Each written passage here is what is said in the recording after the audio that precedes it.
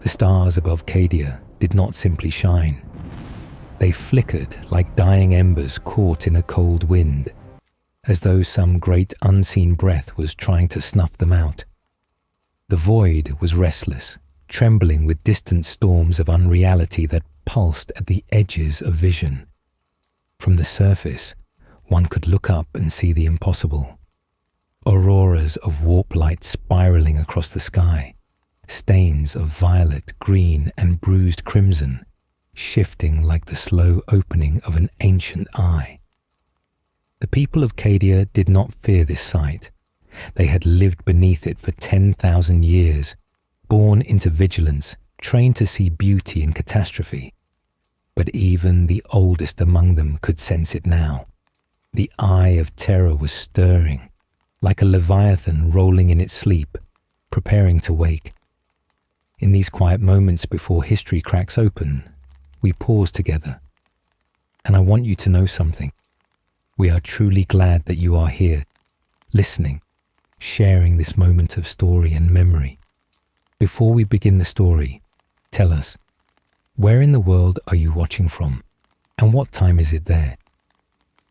Now let's get started. The fortress world of Cadia had always been a bulwark, a gatehouse, a wall of living flesh and iron standing at the mouth of the greatest nightmare the galaxy had ever known. And at the heart of that wall stood Lord Captain Aster Vale. He was not a hero made of legend or prophecy. He was a man carved by attrition. Years of siege had layered themselves across his face, each campaign leaving a faint mark that the armor could not hide. He carried a calmness that was neither serenity nor confidence. Rather, the practiced stillness of someone who had learned to lock fear away simply because there was no room for it. On the command balcony of Cadia, Vale looked toward the horizon. It was dawn, though the sky remained dark. The sun tried to rise, but warp haze diffused its light, turning it into something cold and distant, like the illumination of an underwater world. His fingers rested lightly against the railing as he watched the flickering shield towers scattered across the plains hum with weak energy. Their glow was stable now, but he had spent too many years defending this world not to recognize the signs of strain. Behind him, the doors slid open with a hiss of old hydraulics. Boots marched with crisp precision. Lieutenant Mara Solen stopped beside him, helmet tucked beneath her arm. She was young, in her 20s perhaps, but there was already a gravity to her, a steadiness of breath and posture that only Cadia could forge. "Sir," she said quietly, not wanting to disturb the fragile silence of dawn. "New reports from the outer picket fleets, more anomalies, and..." She hesitated. Another lost signal. Vale did not turn. His eyes remained on the twisting sky. "How many does that make this week?" "7, sir." For a moment neither spoke. The eye had been pulsing more violently as of late, like something within was pushing outward. The last time it had behaved in this way, entire sectors burned. Vale remembered those years. He had buried friends in graves without names. He had burned cities that could no longer be defended. He had memorized the voices of the dying, so he would never forget the cost of orders that must be obeyed. "Lieutenant," he said at last, "notify the 1st Kasrakin Regiment to begin readiness drills, and order Preacher Havel to address the garrison. They will need his voice soon." Mara nodded. "Yes, sir." She turned to leave but paused. "Do you believe the invasion rumors are true?" Vale's jaw tightened, just slightly. "If they were false," he answered, "I would be a happier man." Mara left without another word. Vale finally tore his gaze from the horizon and stepped back into the fortress interior. The walls of Cadia were ancient stone reinforced with ceramite plating, adorned with banners worn thin by time and gunpowder. Every surface held the memory of battles survived. But memory was not protection. Memory was simply weight. As he walked the halls, soldiers stopped to salute. Some were grizzled veterans who had served with him through 3 campaigns. Others were new recruits, Cadian youths who had grown up watching the casas from classroom windows and learning the names of martyrs before they learned songs or stories. To be born on Cadia was to know your destiny. No one asked if you would serve, only how long you would survive. Vale managed a nod to each, though his thoughts were elsewhere. He found Preacher Havel in the Bastion Chapel, a small, angular chamber lit by flickering candles that cast long shadows across the stone-carved aquila. The preacher stood at the altar, his hands clasped tightly together. His lips moved, though no sound came. He was praying with the desperate intensity of a man who feared he was not being heard. "Havel," Vale said softly. The preacher turned, forcing a smile that did not reach his eyes. "Lord Captain, a blessing on this morning." "If you can call it morning," Vale replied. "The men will look to you soon. They need strength, resolve." Havel nodded, though his breathing remained shallow. "I will give them faith." Vale studied him. "Will you?" Havel's mask cracked, for only a heartbeat. "Enough." "I will try," he whispered. That was honesty at least. Vale placed a hand on his shoulder. "That is all any of us can do." Outside, alarms began to sound. Not sirens, not yet.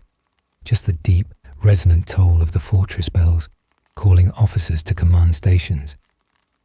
Vale turned sharply, cloak shifting behind him like the shadow of a hawk. He reached the command center just as hololithic maps flickered to life. Fleet movement patterns scrolled in tight formations, marked with red, amber, and blue icons. The outer picket lines were shifting, drawing back, not retreating, but being pushed. Commander Terran, grizzled and scarred, spoke without ceremony. "They've pierced the edge of the Cadian patrol routes. It's small, but deliberate. A test." "Who?" Vale asked, though he suspected. Terran zoomed the display, and then they saw it. Not a ship, a formation. A spear of voidcraft blacker than the space around them, absorbing starlight like a living wound carved into the void. The sigil on the prow was unmistakable, a burning 8-fold star. Vale's breath left him. Abaddon had come. Not rumor, not implication, reality. The room fell into an eerie hush, as though every voice in the fortress had been stolen. Mara swallowed hard. "It's beginning." "No," Vale said, steel returning to his voice. "It began 10,000 years ago. We are simply the ones who must finish our part of it." The officers waited for his command. Vale closed his eyes, only for a moment, letting the weight settle fully upon him. "Signal every casa on the planet. Full alert. Prepare planetary defense grid. Evacuation protocols for non-combatants. And inform the High Command that Cadia stands ready." His voice did not tremble. He had made his peace with death a long time ago. But something still burned in him. Something small. Something stubborn. Something that refused to die. Hope? No. Duty. The one thing that outlives men, worlds, and stars. Outside, the sky flickered again, warp light flaring like a silent storm. The first shadow of the end had fallen, and Cadia stood beneath it. The alarm orders spread through the casas like a ripple of cold air passing through stone. No panic, no shouting. Cadia had no use for fear. Instead, barracks doors opened, soldiers stepped into formation, and entire regiments moved with mechanical precision, as though they had been preparing for this very moment since birth. Perhaps they had. The children of Cadia learned to march before they learned to pray. They learned the sound of a lacerful discharge before bedtime stories. And when they finally came of age, no one asked if they were ready. On Cadia, readiness was the only condition in which one survived. Lord Captain Astor Vale moved down the outer ramparts, inspecting the preparations with a quiet gaze. He knew every inch of these walls, every watchtower, every firing slit cut into the stone. He had walked them in peace and in storm, in siege and in silence. They were as familiar to him as the bones beneath his skin. Yet now, as he watched soldiers load crates of power cells and replace worn plating on defense turrets, the fortress felt different. Not weaker, but heavier, as though burdened by the knowledge of what was coming. Lieutenant Mara Solen accompanied him, helmet secured, her footsteps steady. She observed the troops carefully, not checking their work but their faces. Cadia's strength was not its fortifications, it was its people. "Morale is holding," she said quietly, though both of them knew it was not the whole truth. They've seen war before. "War is not what frightens soldiers," Vale replied, his voice low enough that only she could hear. "Hopelessness is." He paused, watching a fresh squad march to position along the wall. "We must not let them feel it. Not yet." A gust of wind swept across the rampart, carrying with it the faint metallic taste of ozone. Mara tilted her head, narrowing her eyes. "The atmosphere is fluctuating again." "Warp tides," Vale murmured. "The eye is shifting." He looked to the horizon, where the sky bled into violet haze. "It's watching us." Down in the training yards, drills commenced with renewed intensity.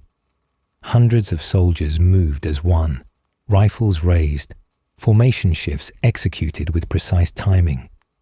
The sound of synchronized boots striking stone formed a heartbeat that echoed through the casa. It was a sound as old as Cadia itself. Preacher Havel arrived shortly after, flanked by acolytes, carrying banners of the imperial creed. His voice rose over the training fields, firm, resonant, unwavering. He spoke of honor, of the emperor's gaze, of the sacred duty of standing where no others could. His tone carried conviction, yet his eyes carried something else, something brittle. But his words were steady, and that was enough for now.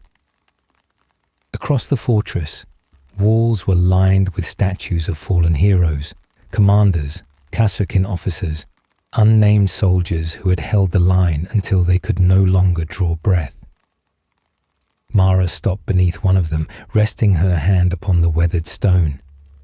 The engraving was simple. He held, nothing more, nothing less. It was enough to bring a stillness over her, a quiet understanding that there were no great victories on Cadia, only the endurance of those who refused to fall. Vale noticed her pause. "You knew someone here?" She shook her head. "No, but someone did." She traced the carved letters. "Someone cared enough to remember him like this." "That is all any soldier can ask," Vale said softly. "That their stand matters, that it is seen." They moved on. As evening approached, the shield towers flickered again, and the distant sky rumbled, not with sound, but with pressure, like a wave of unseen force brushing against the world. Reports arrived steadily from orbital stations, increased warp anomalies, sudden bursts of Vox interference, sightings of ships slipping like shadows between real space and nightmare. At the command center, Commander Terran pointed to the star map. More red signals had appeared, not many, but more than there should have been. "They're probing," Terran said, "looking for weaknesses." Vale nodded. "They will not find any." But Mara saw the truth in his eyes. They will find weaknesses. Every fortress has them.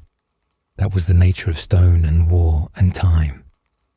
Night fell across Cadia, though the sky never darkened fully.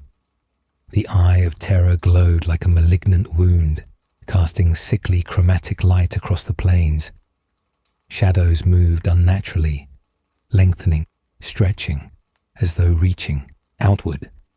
Soldiers stood watch along the walls, their silhouettes sharp against the shimmering void beyond. Some remained silent. Others murmured quiet prayers. A few stared directly into the warp light, defiant, unblinking. Cadia taught them not to flinch before horror. In the lower levels of the fortress, beneath the training fields and command halls, lay the Hall of Remembrance. It was here that the dead were honored, not with tears, but with names, carved into stone slabs that lined the walls from floor to ceiling. Thousands of names, tens of thousands, whole generations who had stood where the present stood now. Vale descended the stairs alone. He walked the corridor slowly, his footsteps echoing softly. He did not look for any one name. He had known too many, fought beside too many, buried too many. Instead, he simply listened to the silence, to the memory of voices that no longer existed. For a moment, he closed his eyes. The war outside continued. The eye pulsed. Abaddon's ships drew closer. Yet here, within this Hall of the Fallen, everything was still. Then the silence broke. Bootsteps approached behind him. Light, careful. Mara. "Sir," she said softly, "the High Command requests your presence." He exhaled, almost a sigh. "Of course they do." She hesitated. "Are you all right?" He opened his eyes. "No, but I will be." They returned to the command level, where hololithic displays flickered with new updates. The outer patrol fleets had engaged, briefly. Then their signals were gone. Not destroyed, erased, swallowed by something that defied explanation. Commander Terran spoke grimly. "We have confirmation. Black Legion warships, thousands of them, and support from the corrupted legions, traitor Astartes, demon engines." No one moved. No one spoke. Preacher Havel stepped forward, voice trembling but resolute. "Then this is the test we were born for."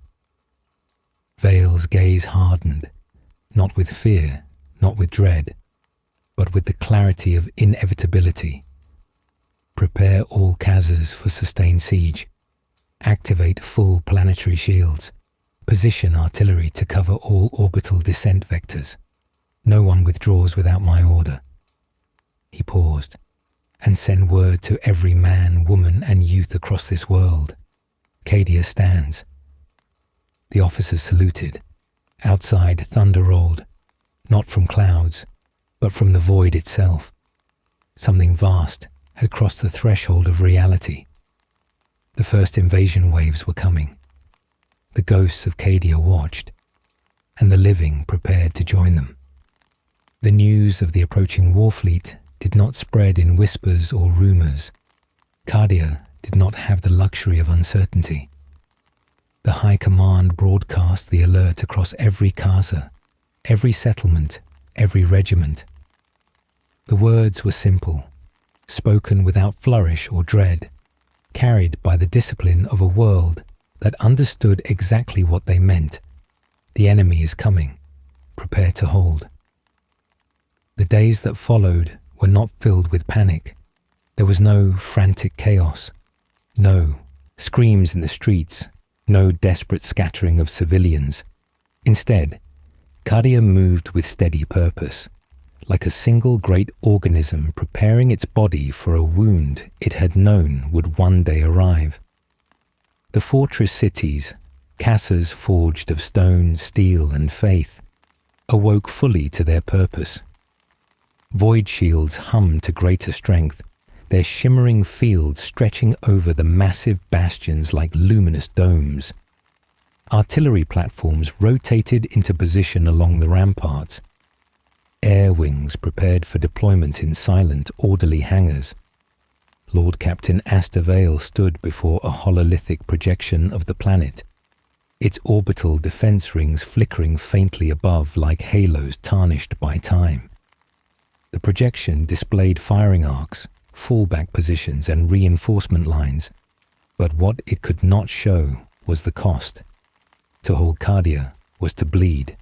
To hold it against this was to burn. Lieutenant Mara Selen stood beside him, watching the tactical data shift in real time.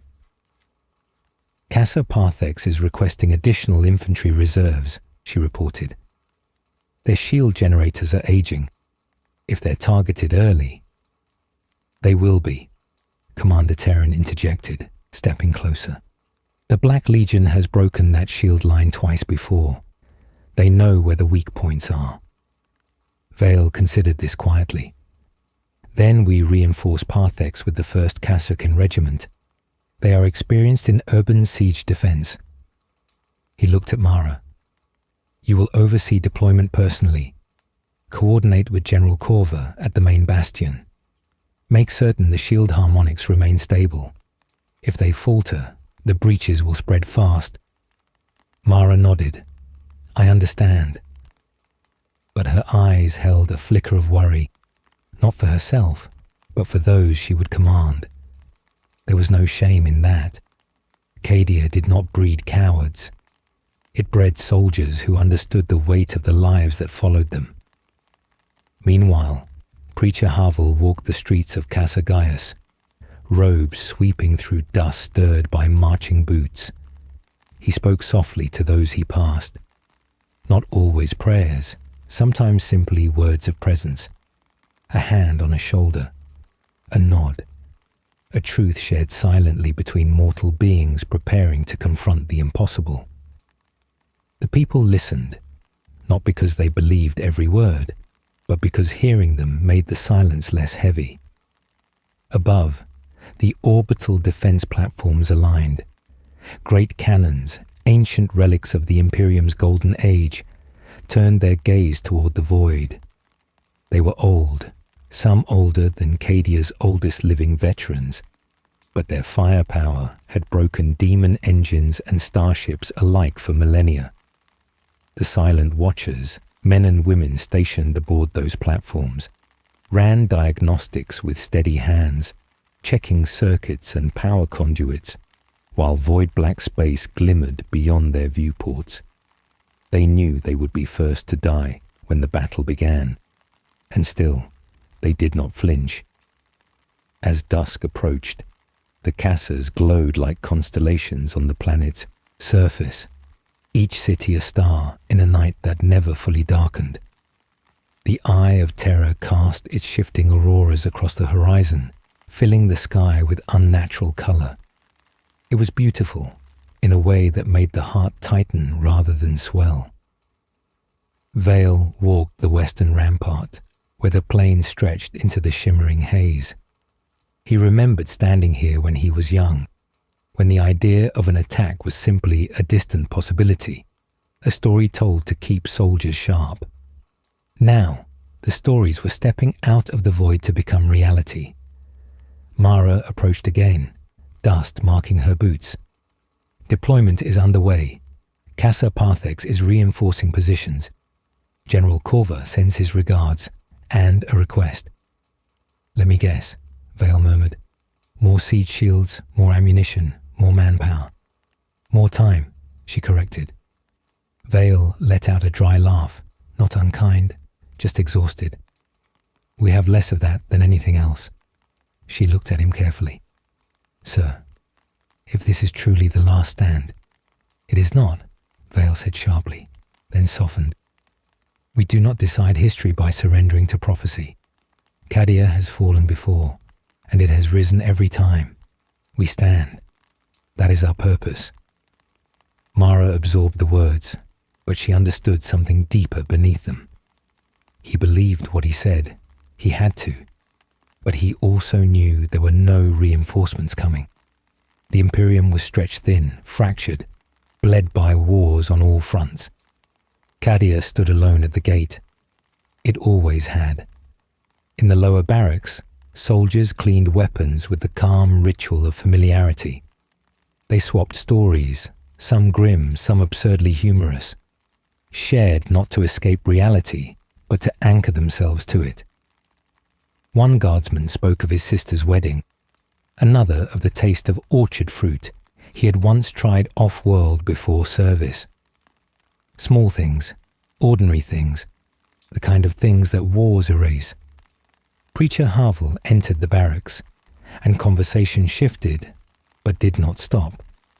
Soldiers acknowledged him with nods, some with brief smiles. He knelt among them rather than stand above them, speaking in a tone meant for humans, not congregations. Your courage is seen, he told them, by the Emperor, by your comrades, and by those who stood before you. One of the younger soldiers hesitated before asking, and by those who fell. Havel looked around the room, gaze steady and unguarded, especially by them. Outside, artillery crews ran firing drills until their muscles burned. The sound of cannon breeches locking into place echoed across the plains. The fortress walls vibrated faintly with each calibration test. The rhythm of preparation felt almost like a heartbeat, steady, unbroken, alive. Night deepened again, though the sky swirled with warp light. The shield towers crackled with faint arcs of energy, protective domes shimmering like glass filled with galaxies. They would hold, until they didn't. Vale returned to the command balcony once more, drawn to the horizon by a force deeper than curiosity. The air was still, too still, the kind of stillness before the first thunder of artillery splits the sky. Mara approached quietly, standing beside him. No salute, no formal report, just presence. They will come soon, she said. Yes, Vale answered, and when they do, we will be ready. There was no dramatic swell, no sudden shift, no prophetic omen carved into the heavens, just the slow, patient certainty of a world bracing for the force that would break it, or be broken by it. And somewhere far beyond sight, beyond the shielded skies and the disciplined soldiers and the silent watchers in orbit, a vast war fleet of black iron and warp-forged hatred drifted closer, engines burning with the promise of ruin. Cadia did not tremble, but the universe did. The days that followed were marked by a tightening of the world, as though Cadia itself drew in a breath and held it. The air grew heavy with static from the shield harmonics, and the sky remained stained with shifting auroras that refused to fade even in daylight. The eye of terror glowed with an unsettling brilliance, like a bruise spreading beneath the skin of reality. Storms of warp light flickered at the horizon, silent but full of terrible promise. Cadia had seen such signs before, but never with this intensity, never with this sense of an approaching finality. Lord Captain Astor Vale stood once more on the command balcony of Casa Gaius, his eyes fixed on the horizon. It was not the glow of the eye that held his attention, but the subtle trembling of the earth beneath his boots. It came in intervals, faint vibrations that passed through stone and metal and bone. Not explosions, not artillery, something deeper, something vast, moving in the unseen void beyond the planet's atmosphere. He felt Mara step up beside him before she spoke. She carried herself differently now. The quiet composure of a soldier had been joined by the weight of command. She had not slept in 2 days. Few on Cadia had, yet her voice remained steady. Outer fleet detachments report increased warp activity patterns, she said, but they can't determine the scale. Vox relays are degrading. Too much interference. Vale nodded. The warp storms are growing stronger. They're obscuring the enemy's movements. It's intentional, Mara said quietly. Of course, Vale murmured. Abaddon does not rush. He does not announce. He devours the horizon first. Below them, the fortress stirred with constant movement. Munitions, transports, armored columns, infantry drills, Medicaid teams stocking field kits. Not frantic, not rushed, but unceasing. The rhythm of a world shaped entirely for war. Preacher Havel made his way across the courtyard, flanked by a pair of young acolytes who held lanterns in the glooming half-light. The soldiers parted for him, not out of reverence, but recognition. Havel spoke to a group of troopers near the gate, his voice low, earnest. He did not speak of victory. He spoke of standing, of being seen, of the meaning in sacrifice. His words were not grand nor theatrical, but they anchored hearts that might have drifted. And yet, when he looked up and met Vale's gaze across the courtyard, something flickered in his expression. A question, a fear, a prayer unanswered. Vale descended from the rampart and crossed the courtyard to him. Havel dismissed his acolytes with a gesture, and they withdrew toward the chapel entrance. "You feel it too," Havel said before Vale could speak.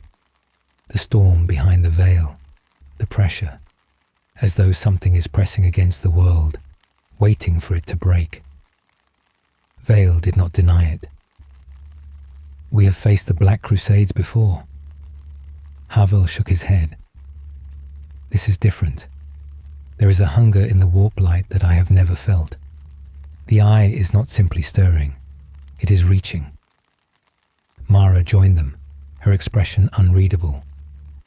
"We've reinforced all bastions along the western perimeter, but the atmosphere disturbances are growing. Some of the psychers in the Medici wards are experiencing seizures. They're rambling about shadows behind stars." Havel's face tightened. The warp bleeds into mortal minds when reality weakens. Vale folded his arms. "Then we will hold reality together." But even as he said the words, the ground tremored once more, stronger this time. Soldiers paused mid-step. The shield towers flickered, their blue-white halos sputtering like candles against a sudden wind. A rumble rolled across the plains, not thunder, not machinery, but something deeper, a resonance that spoke of impossible distance and impossible size. Vale turned sharply toward the horizon. The eye of terror pulsed, not with light, with motion. The auroras twisted, spiraled, then parted, like clouds clearing to reveal a second sky behind the first. Shapes moved within the warp light, vast silhouettes, colossal and undefined, as though a parade of titans was marching across the inside of the universe itself. One of the soldiers whispered, "Emperor, protect us." But Mara did not look away. "That's not just warp turbulence." "No," Vale said softly. "It's a signal." The altar bells of the chapel began to toll, slow, resonant, each chime a cold note against the stone, not rung by hand, automatically triggered. The seismic sensors had detected a gravitational disturbance beyond the planetary boundary. Havel stepped closer, voice low. "The first veil is thinning." Vale nodded once. Sounded. Mara gave the order. Klaxons erupted across the fortress. Lights shifted from white to red. Sirens wailed from every tower and battlement. The drilling soldiers fell instantly into battle deployment, moving to pre-assigned sectors with practiced efficiency. The calm before the storm was over. The storm had arrived. Vale returned to the command center, his stride firm, his face unreadable. Hololithic displays streamed with data. Vox channels burst with static and fragmented messages. The outermost orbital platforms were reporting contact, though their words were being swallowed by interference. Terran looked up from the tactical table. "They're coming out of the warp phase, but we can't get a visual confirmation. The warp storms are masking their vessel signatures." Then we do not wait for identification, Vale said. We assume worst-case formation. He opened Command Channel Vox, voice steady and clear. All Khazars, prepare for orbital bombardment patterns. All anti-orbital batteries lock firing solutions. Navy elements to defensive formation theta. This is not a drill. The fortress rumbled as heavy cannons rotated into position. Crews shouted firing checks. The shield towers surged back to full power, their shimmering fields rising like auric domes over the stone bastions. The sky darkened as clouds formed in unnatural spirals, drawn inward toward an unseen center. Mara watched the horizon, her breath slowing as focus sharpened. Then, the clouds tore open. Something vast entered real space, not as a ship, but as a shadow cast across the world. A blackened shape, its hull carved with ancient scars and symbols that flickered with warp fire. A ship older than the Imperium itself. A ship that had once sailed beneath noble banners before the galaxy had broken. Vale recognized it instantly. The planet killer, he breathed. Mara's blood ran cold. Havel crossed himself with trembling fingers. The sky screamed, not with sound, but with force, as the ship's arrival tore at gravity, atmosphere, and sanity all at once. The shield towers flickered violently, their energy arcs straining to maintain cohesion. Vale turned to his officers, voice iron. Hold the line. The first invasion had not yet begun, but Cadia was already bleeding. The eye had opened, and now the abyss was looking back. The world trembled as the planet killer took its place in orbit, looming like a wound torn into the sky. Its colossal silhouette eclipsed stars and shattered the illusion of distance. This was no mere vessel. It was a declaration. Cadia had always known the enemy was coming, but now the enemy had a face, a shape, and a hunger carved into adamantine hull. The shields strained visibly, their shimmering fields flickering like candlelight threatened by a storm. The fortress cities below did not break formation, but a silence settled, heavy, suffocating, absolute. Lord Captain Astor Vale stood within the command center, his gaze fixed on the tactical display, where the planet killer's icon pulsed in blood red. Every eye in the room followed his, waiting for his voice to bridge the gap between terror and resolve. But Vale remained still for a heartbeat longer, letting the weight of the moment settle. He knew what must follow. He had known for years, if not longer. Mara Selene stood at his side, her jaw set hard enough that it trembled faintly. Her breath was steady, but her knuckles whitened where she gripped the edge of the tactical console. Additional contacts, she said. More ships translating into real space behind it. Terran zoomed the map outward, and the display bloomed into a sea of red signals. Entire fleets, Black Legion, Word-bearers, Iron Warriors, Night Lords, and war bands without names, sailed forward like an ocean of blades. Demon engines flickered in and out of detection, their signatures warping the sensors themselves. The void was not simply filled, it was suffocating. "It's a full crusade," Terran said. His voice was calm, but that calm came from numb recognition rather than reassurance. Not a strike, not a raid. He's come to erase Cadia. Vale answered only with a slow exhale. So be it. Outside, sirens wailed across Casa Gaius, harmonic tones signaling every regiment to battle stations. Infantry formations moved as one. Basilisk artillery retracted blast shields. Hydra platforms swiveled skyward, tracking incoming descent vectors. The world did not panic. It prepared. The ground shook again, though this time it was not the warp storm's influence. It was the first orbital bombardment pattern. The heavens flared with streaks of fire as enemy warships opened their bombardment ports. Great beams of concentrated lances cut through void defenses, striking the planetary shield envelope in blinding flashes of white. The shield domes across Cadia glowed brighter, strained to near translucent brilliance, then stabilized, barely. Vox relays crackled as voices barked coordinates, casualty fragments, and confirmations of shield stability. They were holding, for the moment. Preacher Harvel entered the command center, robes unsettled by winds that had no earthly source. His eyes were wide, but not with fear, rather with the dizzying knowledge of what was unfolding. "The skies are screaming," he murmured. "The veil is tearing open. The warp does not simply touch Cadia, it is swallowing it." Veil turned to him, face unreadable. "Then tell me, preacher, is the Emperor watching?" Havel's expression faltered. "I believe he sees all things." "Belief is not what I asked for," Veil said softly. "Is he watching now?" Havel swallowed. "Yes, I think he must." "Good," Veil replied, "because every one of us is going to die in his name before we let this world fall." No one questioned it, not because the words were comforting, they weren't, but because they were true.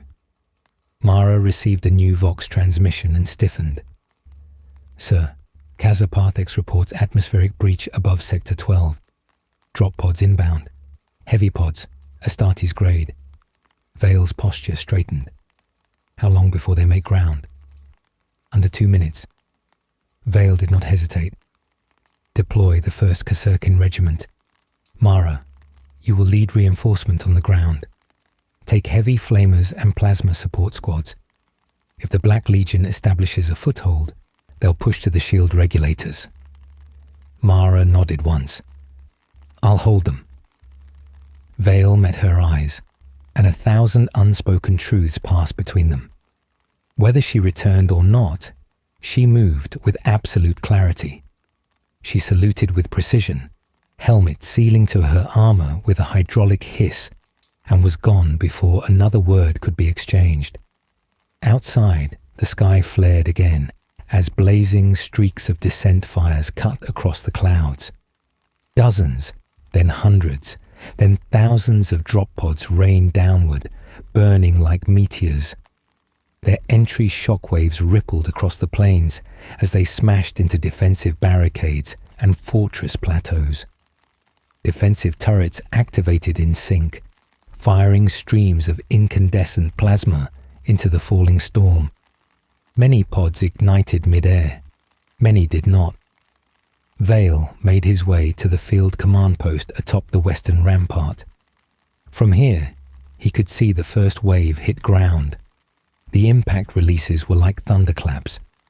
The drop pod doors blew outward, and black armored giants stepped into the firestorm. The Black Legion did not roar. They did not shout. They advanced in utter silence, their golden symbols burning like murder across their armor. Kasrkin squads surged forward to meet them, disciplined, fearless, impossibly small against the towering Astartes. Lasfire crackled in disciplined volleys, precise shots aimed at visor joints and power couplings.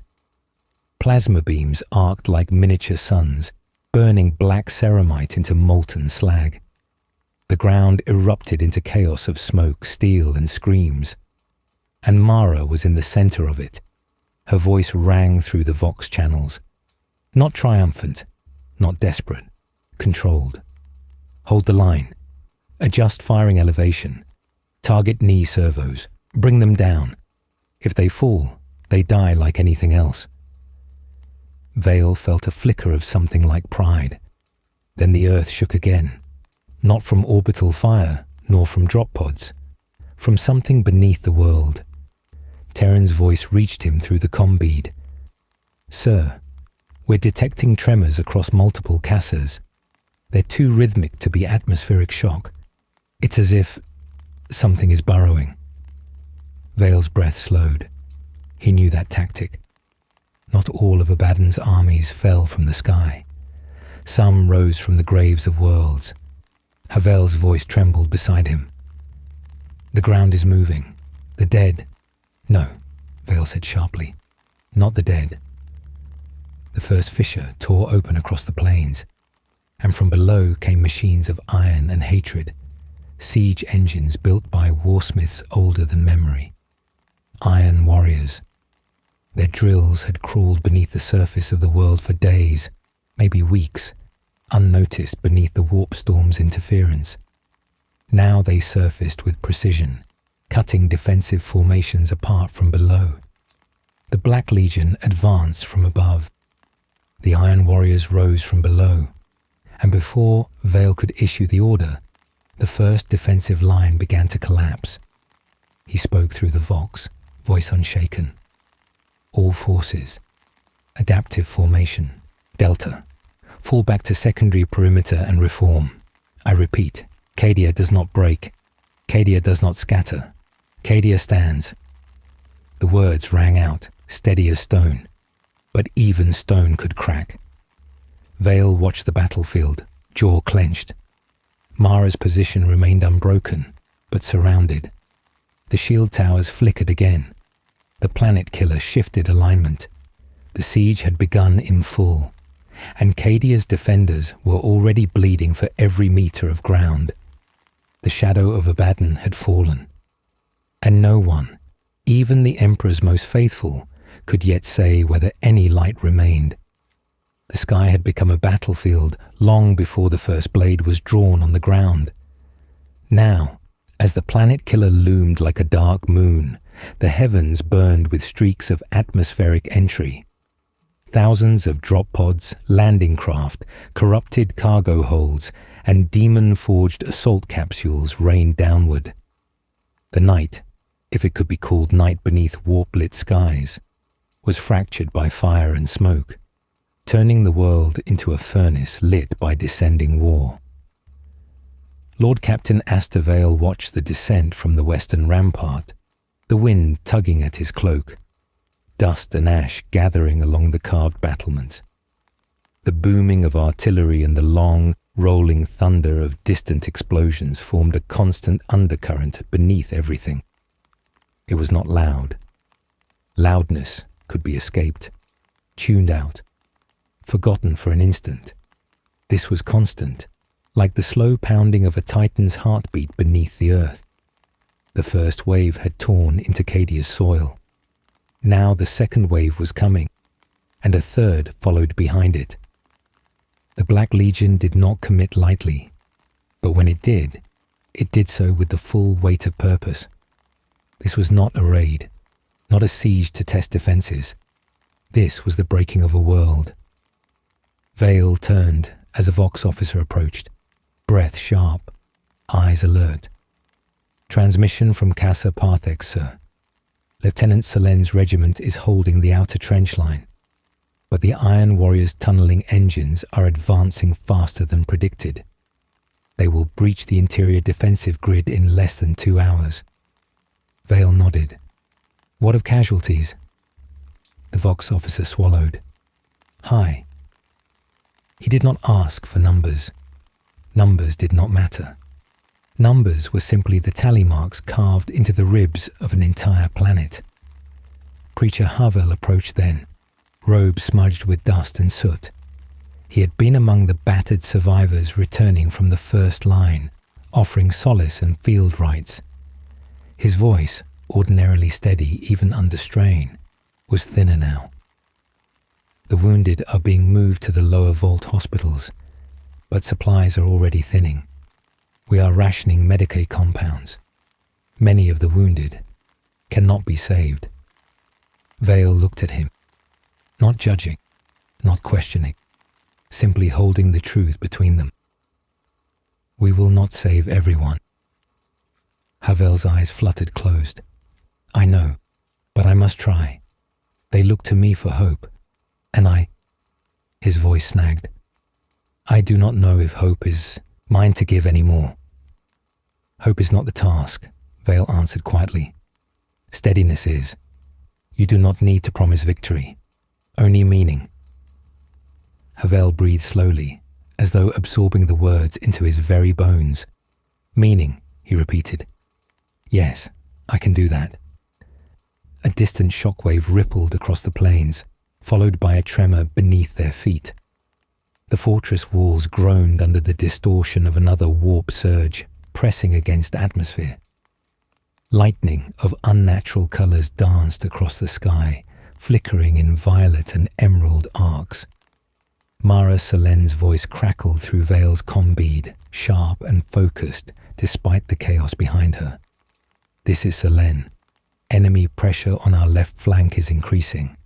Kasrkin squads are holding the breach, but we're nearing ammunition depletion on plasma reserves. I need artillery support. Grid coordinates uploading now. Vale responded immediately. Acknowledged. Basilisk batteries primed. Firing within 60 seconds. Hold the line, Lieutenant. Always, she answered. The transmission ended, but her voice lingered in the air like a promise. Vale signaled to the artillery command officer, and the fortress trembled as the first battery discharge ripped through the atmosphere. A second followed, a third. The ground shook with each impact, and the plains beyond lit up with towering plumes of fire. The shockwaves rolled back against the ramparts, a reminder that every victory here was carved in fire and blood. Yet the enemy advanced still. Black legionnaires waded through the bombardment like statues carved of nightmare metal. Iron warriors marched in formation, their armor bearing scars not of battle but of industry, each plate a testament to unforgiving purpose. Cultists poured forward in ragged hordes, chanting fractured hymns to powers beyond mortal comprehension. And among them, something worse. Things with wings of bone and fire, silhouettes that twisted and reformed, howling with voices not meant for mortal ears. Warp-touched. Demons. The veil was thinning faster than predicted. Vale's mind raced through possibilities, adjustments, fallback positions. His thoughts did not flinch, not because he lacked fear, but because he had long ago learned to carry it without letting it touch his commands. He turned to Terran. Signal the Sky Shield landing platforms. Launch every interceptor we have left. We buy as much airspace as possible. Even a minute gained is a minute we live. Terran obeyed without question. The airfields roared to life. Engines shrieked. Valkyries, thunderbolts, and lightning-class fighters streaked upward like steel arrows thrown against a god's open hand. They climbed through layers of smoke and flame, vanishing into the cloud-choked sky. Moments later, the void erupted into dogfight. Tracer fire streaked across the heavens. Trails of burning engines fell like stars. Some aircraft dove in formation, strafing landing zones with disciplined precision. Others spiraled out of control, trailing flames. Cadia's pilots did not scream. They did not curse. Their last words were always the same. For the gate. Vale listened. And then the rumble came again. Not from above, from below. The Iron Warriors had begun their breach. The earth split near Casa Parthex, stone and metal torn aside by the relentless precision of siege drills. The ground bulged, then erupted. A massive tunnel maw split open, and the first wave of Iron Warriors stormed upward into daylight, heavy bolters roaring. Mara's voice cut through the comm channels again, fierce and unwavering. Second perimeter breached, falling back to interior defense trenches, re-establishing firing pattern. Do not break formation. The battle was a storm of smoke and shrapnel, lasfire and steel, blood steaming against cold earth. Mara moved like a blade among the chaos, direct, controlled, efficient. She issued commands with clarity, adjusted troop positions, pulled wounded out of fire lines, and when Iron Warriors engaged her squad in melee, she did not hesitate. Vale watched from the command balcony, and though distance dulled the details, he knew her movements, he knew her discipline, and he knew the cost of every meter she defended. The fortress walls shuddered again as another barrage struck the shields. One tower flickered, dimmed, then flared back to life. But the light was uneven now, pulsing weakly. "Terran," Vale said, voice edged like a drawn knife. "If that shield tower falls—" "I know," Terran replied. "If it fails, the Casa is open to orbital strikes. We're already diverting power to its regulators." Vale's hands tightened into fists. Cadia had always fought impossible battles, but this was different. This was the moment the galaxy had always feared. This was the moment where courage alone might not be enough. Preacher Havel stood beside him again, breathing hard, his eyes fixed not on the battlefield, but on the sky. "Do you see it?" he whispered. "The warp is thickening. The air tastes of metal and memory. The veil is bleeding. Souls are being tugged as though strings are tied to them." Vale did not look away from the battlefield. "Then your task is clear. Hold their hearts as we hold the walls." Havel bowed his head, and for a moment there was silence around them, the hush before the next world-breaking strike.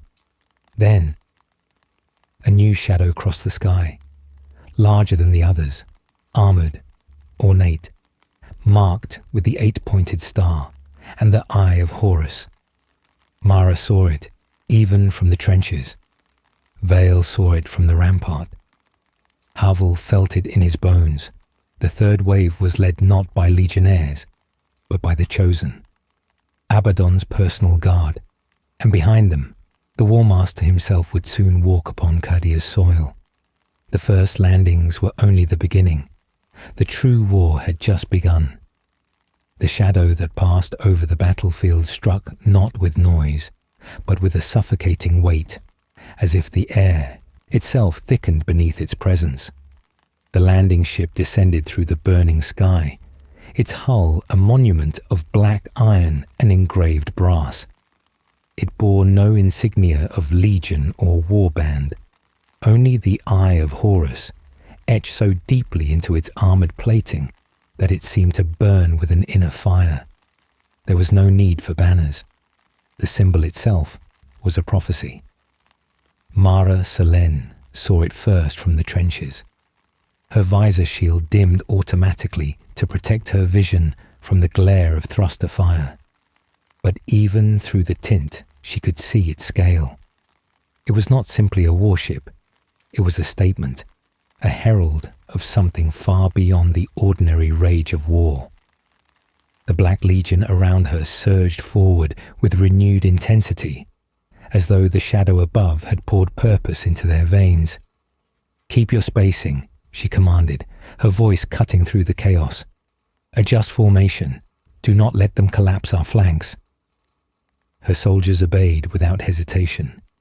That obedience had been forged through months of drilling and the kind of trust that is built only when life hangs constantly on the edge of a blade. She moved along the firing line, every movement controlled, as if her body had become an extension of the war itself. Above, the warship's landing thrusters flared, burning the air into a howling storm of heat and dust.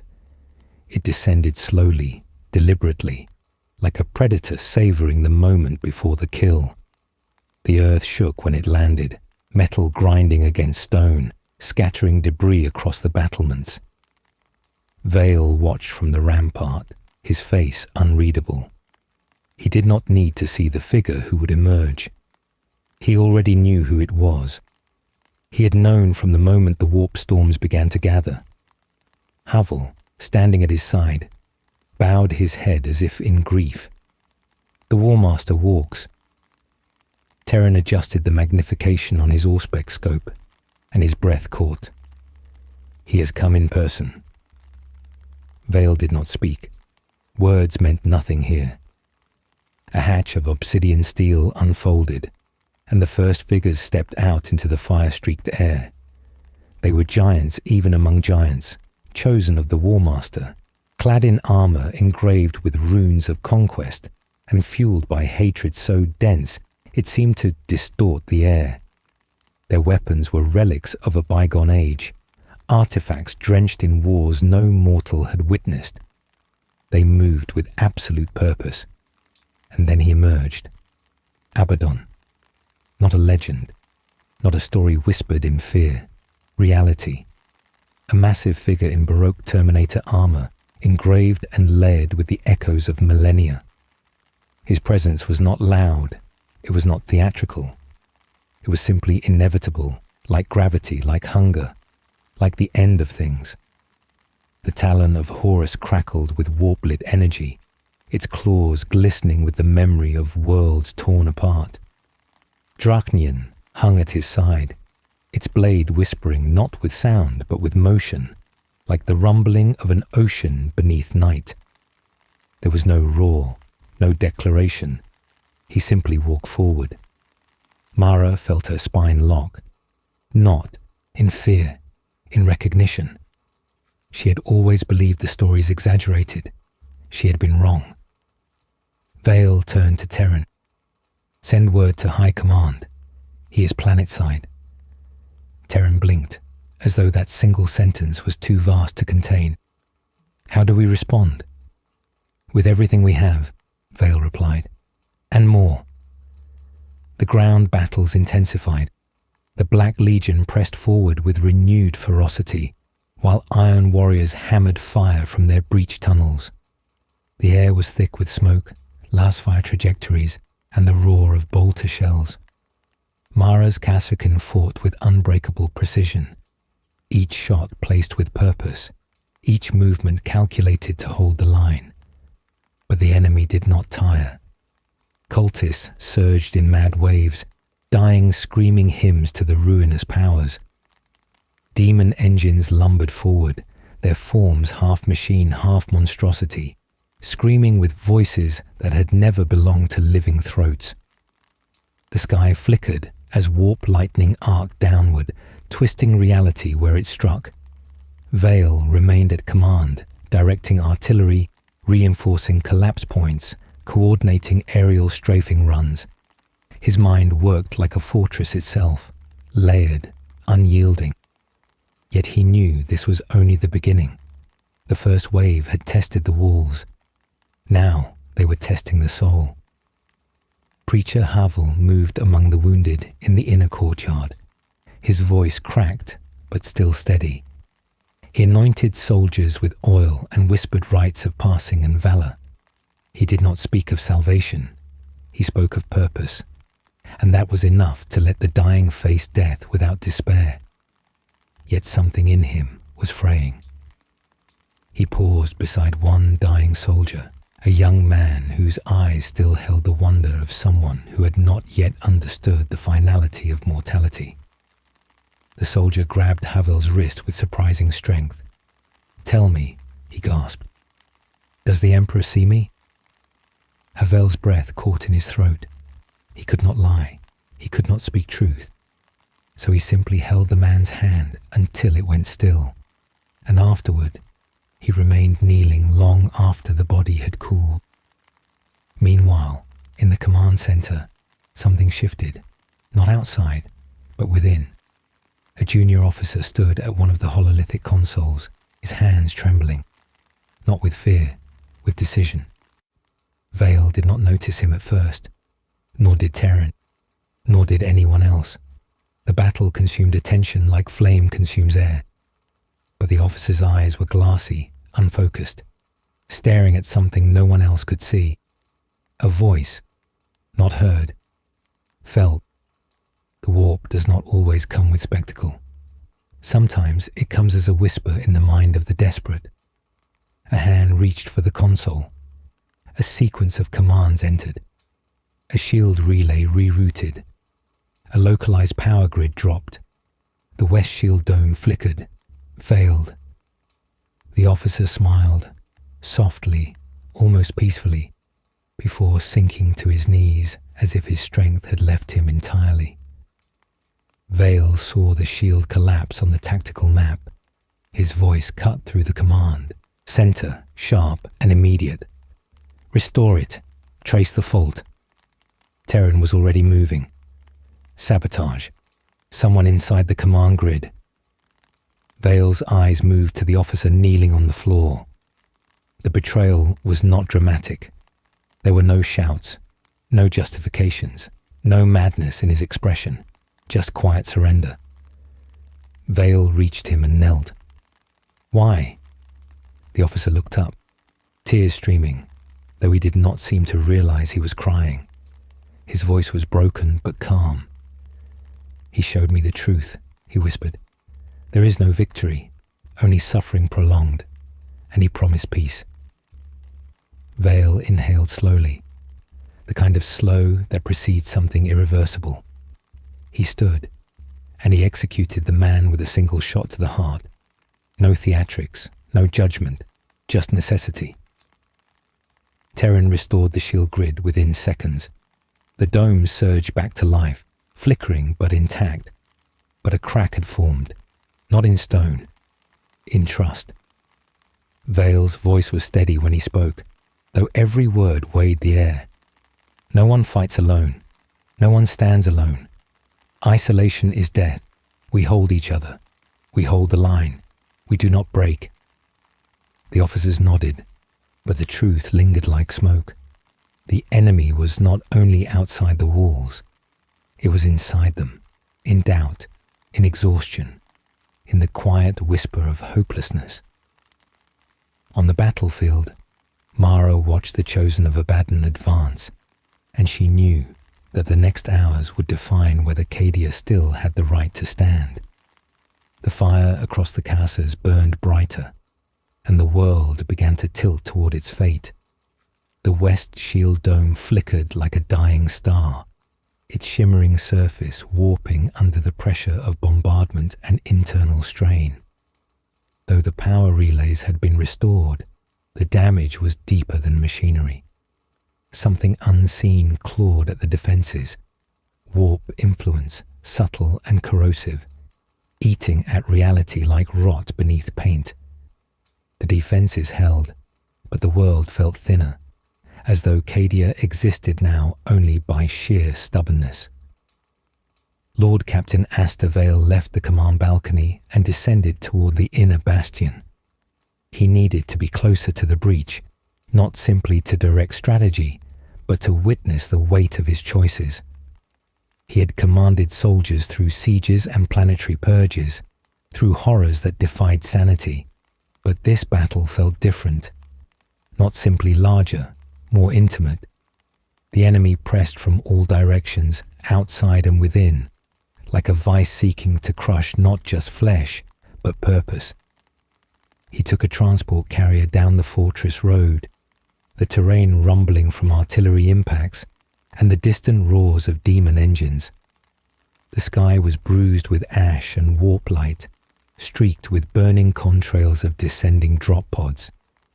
As the transport passed through the final checkpoint and into the outer trench network, Vale could see the scale of devastation. Casa Parthex, once a fortress city of tall walls and proud banners, now burned beneath clouds of smoke. Buildings lay shattered. Trenches churned into mud and shattered ceramite. The ground was littered with debris, shattered armor plates, torn banners, shattered rifles, and bodies.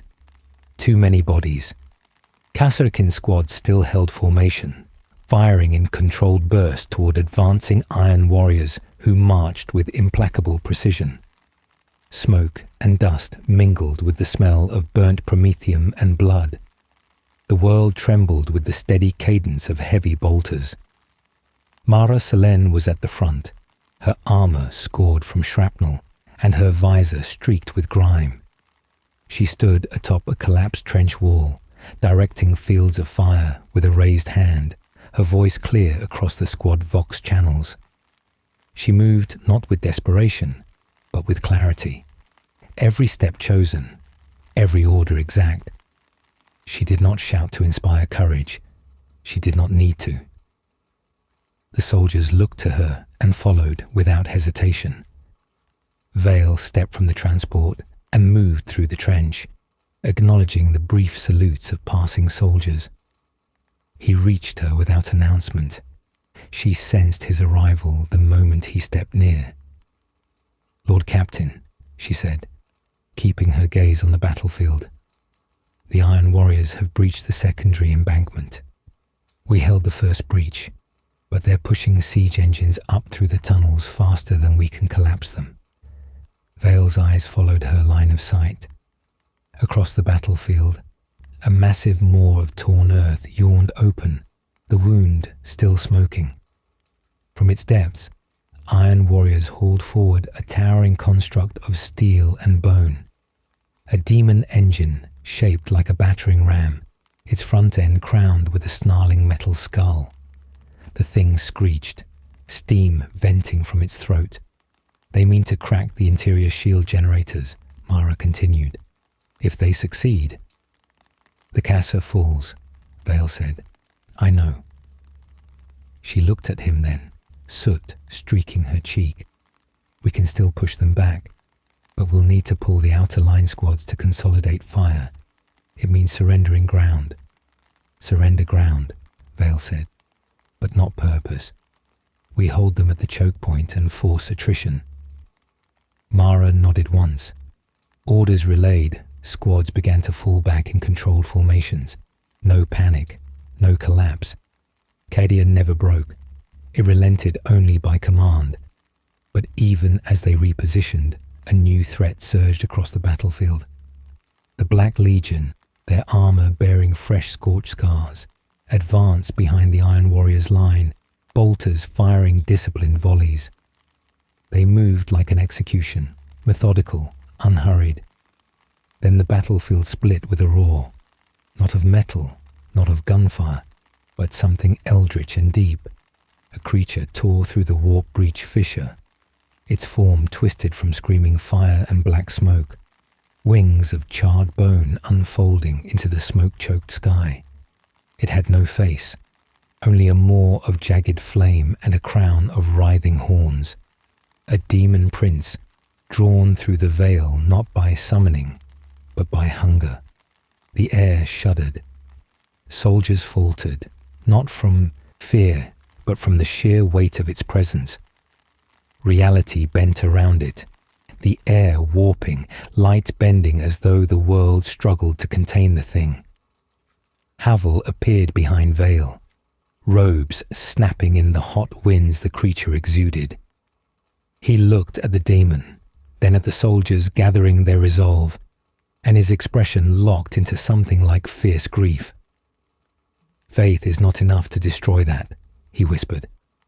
"No," Vale said, "but discipline is."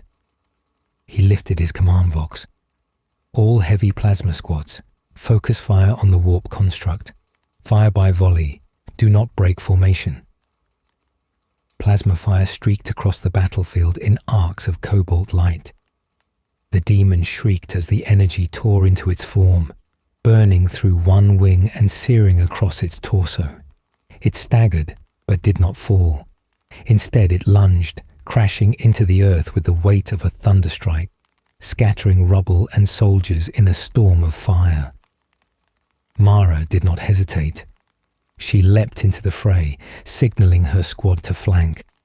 She drove her power sword into the demon's leg, the blade igniting in a burst of crackling light.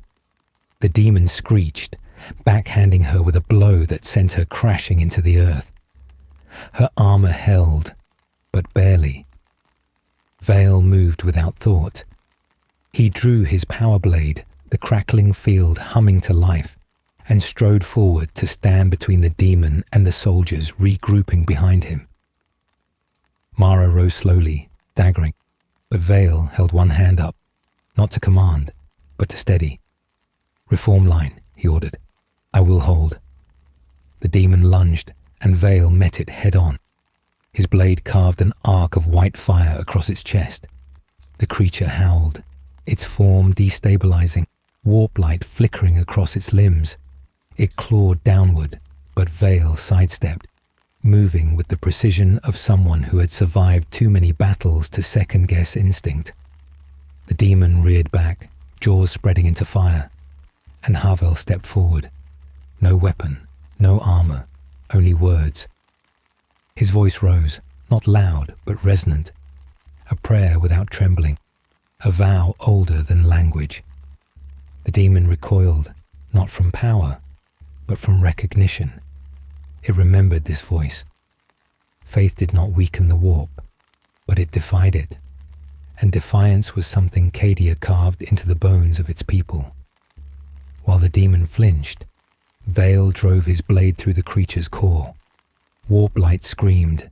The demon exploded in a burst of embers that fell like dying stars. Silence followed, not peace. The kind of silence that comes before the next strike. Mara regained her footing. "Sir, the siege engine is still advancing." Vale turned toward the Iron Warrior's construct. "Then we break it," he said. But before they could reposition, Vox channels crackled. A voice, cold, resonant, unmistakable. "Cadians, I offer you a mercy." Abaddon's voice. The battlefield stilled as every soldier heard him, transmitted across open channels. "Surrender, and I will grant your world a swift end. Resist, and I will grind your bones into the foundation of the next empire I build from the ashes of your imperium." Vale did not hesitate. He spoke on an open channel, his voice carrying the weight of a world that refused to die. "Cadia does not surrender." The response was quiet, almost amused. "Then Cadia will break." The signal ended. Mara's hand closed around her weapon. Havel's breath steadied. Vale looked across the burning trenches. "We hold," he said. Not shouted, not forced, just truth. The Iron Warrior's siege engine roared forward, and Cadia met it. The Iron Warrior's siege engine moved like a beast of metal hatred, grinding across the battlefield with the inevitability of a collapsing world. Its furnace heart roared, molten light seeping through the seams of its armor as if the machine itself struggled to contain the inferno powering it. Chains hung from its flanks, dragging torn fragments of earth and armor behind it. Each step shook the ground, sending tremors up the legs of every soldier still standing. Mara braced her stance, wiping blood from her brow with the back of her gauntlet. The world beyond the battlefield blurred, the smoke, the bodies, the warped sky. But the siege engine was clear, its approach cutting through everything else. It was not merely a weapon. It was intent made physical, a promise that Cadia's defenses would be torn apart stone by stone, until the world itself surrendered or died beneath the weight. Vale stood beside her now, though not because he needed to be. Command could have been issued from the safety of higher ground, but he understood the truth that Cadia lived and died by. Soldiers fight harder when their leaders stand where the shells fall. "Target the hammer-bearing joint on the forward axle," he said, voice low, controlled. "If we break that, it loses momentum." Mara gave a short nod. "Kasrkin squads, reassign angles. Plasma gunners, wait for my mark." The siege engine gained speed, its front mandibles splitting open to reveal a battering head crowned with serrated metal fangs. It was built not simply to breach walls, but to ruin them, shatter them into dust and memory. A shrieking howl rose from its internal furnace, a sound that vibrated the bones rather than the air. Plasma fire answered it. The battlefield exploded in arcs of blue-white energy. The first volley struck the engine's flank, melting through plating and exposing mechanical sinew beneath. The second volley scorched the forward joint, heating metal to incandescent orange. The machine lurched, one side of its body sagging, but it did not slow. If anything, it accelerated, as though the damage enraged it. Then a second roar joined the first. From behind the advancing lines of iron warriors came a pack of smaller demon engines, quadrupedal constructs of wrought bone and rusted metal, each bearing a maul of iron spikes where its head should have been. They bounded across the battlefield like hounds loosed from the warp, their motions too fluid, too alive, for something made of steel. Mara steadied her rifle. We won't hold this position against all of them.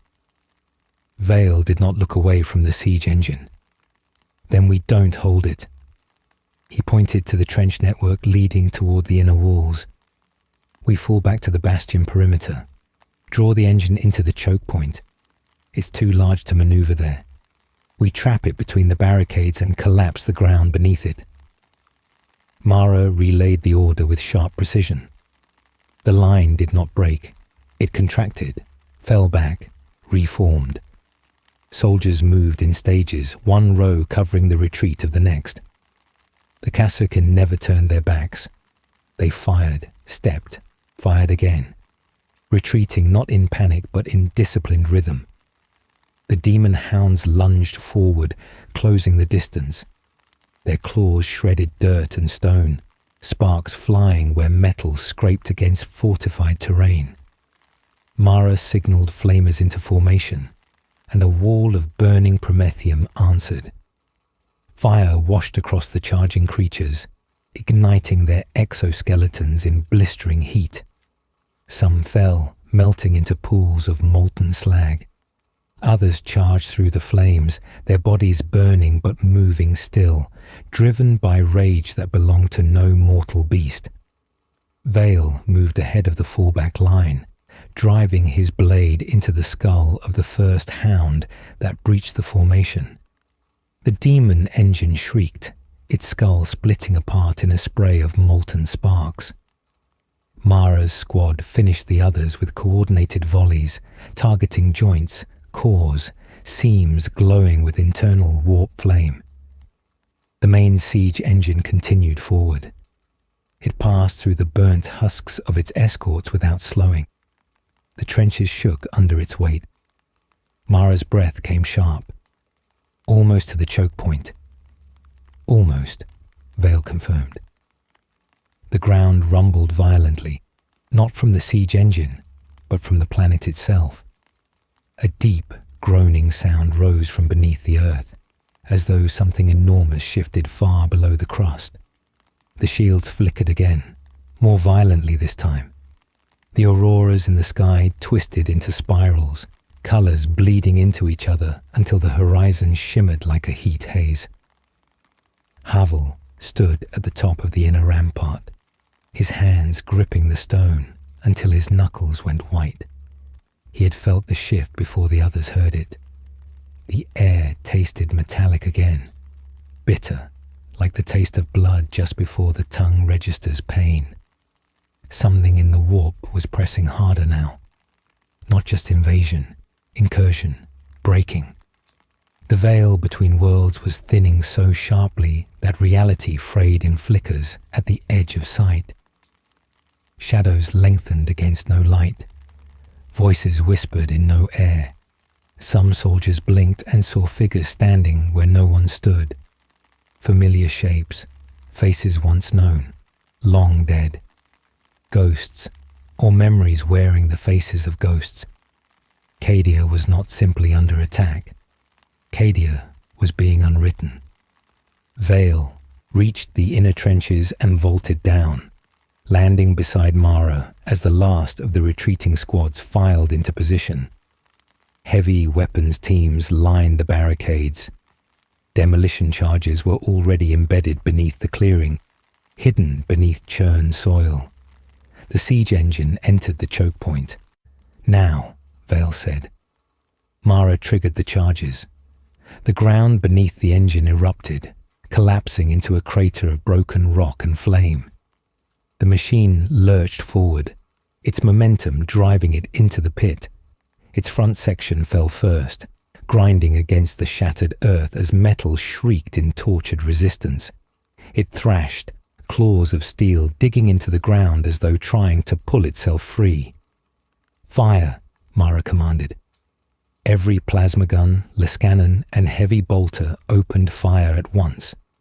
The air filled with energy discharge so bright it bathed the trench in blue-white glare. The siege engine convulsed, molten metal pouring from its joints.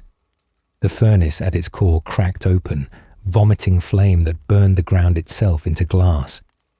Then it stilled. Steam rose in dense white plumes, drifting upward like smoke from a funeral pyre. The machine was dead. A cheer did not rise. There was no time for victory, because the ground trembled again. Harder. A rumble that went deeper than earth and stone. This came from the bones of the planet. Mara steadied herself on the trench wall. "What is that?" Havel's voice carried from the rampart, loud enough to cut through artillery fire and the roar of the battlefield. "The Blackstone." Vale froze. The Blackstone fortress fragments embedded deep beneath Cadia's crust, relics of the ancient war against the Necron Gale, were beginning to awaken. Warp light spilled across the sky in a sudden, blinding flare. The auroras did not flicker now. They surged, spiraling upward in towering columns of iridescent fire. The clouds parted, revealing the Eye of Terror not as distant cosmic wound, but as a vortex, a maw, a gateway widening. Terran's voice crackled over the comm lines from the command center. "Lord Captain, planetary interference is escalating. The Blackstone is resonating with the warp. Gravity fluctuations rising. Orbital stability deteriorating. We're detecting tectonic instability across the surface." Vale looked up. The sky churned like a sea of living storm. He understood now. Not simply war, destruction. Abaddon had not come to conquer. He had come to tear Cadia out of existence by ripping open the ancient locks that held the Eye of Terror in check. The planet itself was becoming the battlefield. The planet itself was becoming the weapon. Mara met Vale's gaze. "We can't hold this forever." "No," Vale said quietly, "but we can hold long enough to matter." The earth trembled harder. Stone cracked beneath their boots. The world, literally, was beginning to break, and Cadia stood on the fault line between hope and oblivion. The quake that tore through the trenches did not end. It rolled beneath the surface like something vast turning in its sleep. The ground buckled, stone fissures spreading outward in branching lines, as though Cadia's bones were splintering. Dust rose in clouds, mixing with smoke and warp-lit haze until the world became a shifting canvas of flame and shadow. The enemy did not pause. The Iron Warriors reformed their lines, reinforcing breach points with brutal efficiency. The Black Legion pressed forward with grim, silent purpose. The battlefield was no longer merely contested, it was devouring itself. Lord Captain Asta Vale stood at the lip of the crater where the siege engine had died. Beneath him, steam hissed from the molten remains. He could feel heat through his boot soles, the ghost of a furnace that no longer burned. Mara Solen stood beside him, catching her breath, though she did not allow her shoulders to relax. Her armor was cracked along one side where the demon's blow had struck. The power cell indicator on her gauntlet flickered warning amber. Vale scanned the battlefield. "We can't hold the outer trenches any longer." Mara nodded. "We fall back to Casa Gaius." The words carried weight. Casa Gaius was not merely a fortress. It was the last primary bastion on the Western Front. If it fell, the path to the planetary command spire would be open. The heart of Cadia would be exposed. Mara issued the retreat order with clear, steady tone. "All units collapse to interior defense line. Squad rotations. Leave no wounded behind. Maintain rearward suppression fire." The soldiers moved without confusion. The retreat was not chaos. It was a pivot, a shift from one stance to another. Cadia had trained for this. Cadia had lived for this. Fire teams leapfrogged in coordinated layers, one group covering as another moved. Heavy weapons squads broke down equipment with practiced precision and redeployed without leaving a single barrel behind. Bodies of the fallen were carried by those able, not because death could be undone, but because no Cadian was left for the enemy to defile. Havel moved among the ranks, his face streaked with soot, his voice low but strong. He did not preach salvation. He did not lie about victory. He offered presence, a hand stabilizing a wounded soldier's arm, a whispered promise that the fallen would not be forgotten. Purpose, not hope. That was what Cadia needed now. The fallback took minutes that felt like hours. Artillery continued to thunder, sending shock waves that rippled across the ground. Mara's squad provided the final cover line before retreating last, Vale alongside them. The air was thick with grit and the metallic tang of blood. Every breath burned. As they approached Casa Gaius, the fortress rose from the smoke like a memory refusing to fade. High walls of ceramite and stone, shield towers flickering with weakened light, battlements crowded with soldiers whose eyes had long ago shed fear in exchange for resolve. The banners of Cadia, dark green and bone white, hung torn and smoke-stained, yet still present, still visible, still refusing to fall. The drawbridge lowered, and the retreating units crossed into the fortress interior. The gate sealed behind them with a resounding thunder of metal upon metal. The sound did not comfort. It felt like a closing of a tomb. Commander Terran was waiting on the main concourse, his uniform stained with dust and blood. Casualty reports coming in now. We've lost nearly a quarter of the Western Defense regiments. Vale absorbed it without reaction. And the Iron Warriors. Regrouping. They'll push again as soon as they reinforce. We estimate 10 minutes before next contact. Mara wiped grime from her visor. They'll try to force the gate first. Standard breach pattern. Terran nodded. Agreed. We've positioned heavy bolter nests along the upper ramparts and placed melter traps along the entry corridor. If they breach, they'll walk into the kill box. Vale looked up at the shield tower. It flickered again, briefly going translucent before surging back to opacity. How long can the shields hold? Terran hesitated. Minutes, maybe 15. The Blackstone interference is accelerating. Whatever Abaddon intends to awaken beneath us, it's working. Havel stepped forward, voice low. The ground beneath the chapel is shaking. I could feel it beneath the stone. Something old lies beneath Cadia, and it is stirring. Vale met his eyes. Whatever wakes, we hold until we can no longer draw breath. That is the oath of Cadia. Havel nodded. Not from agreement, but acceptance. A horn sounded from the western wall. The Black Legion was advancing, not in a rush, in a march. The ground shook beneath synchronized steps. The air rippled around them, warp energy distorting light like heat coming off a forge. In front marched the Chosen, armor etched with blasphemous scripture and trophies of wars no mortal was meant to remember. Behind them came the standard infantry, disciplined, relentless, and behind them, war engines. Mara's pulse stilled, not with fear, with focus. Positions. The walls erupted in disciplined fire. Bolters roared.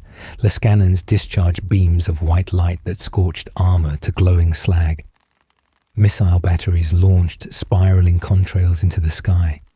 The first wave of attackers fell, scorched and shattered, but more moved to take their place. The Black Legion did not break. They did not shout. They did not waver. Mara called firing adjustments. Vale coordinated artillery. Havel stood on the rampart, whispering rights, not to strengthen the soldiers, but to anchor them to themselves when the warp pressed in. The shield flickered. A lance of energy from a Black Legion warship struck the dome. The shield held, but screamed. Cracks of light spread across its curvature, spiderwebbing like frost on glass. The ground trembled again, more violently. A boom rolled beneath their feet, not from the enemy, but from within the planet. The fortress walls groaned.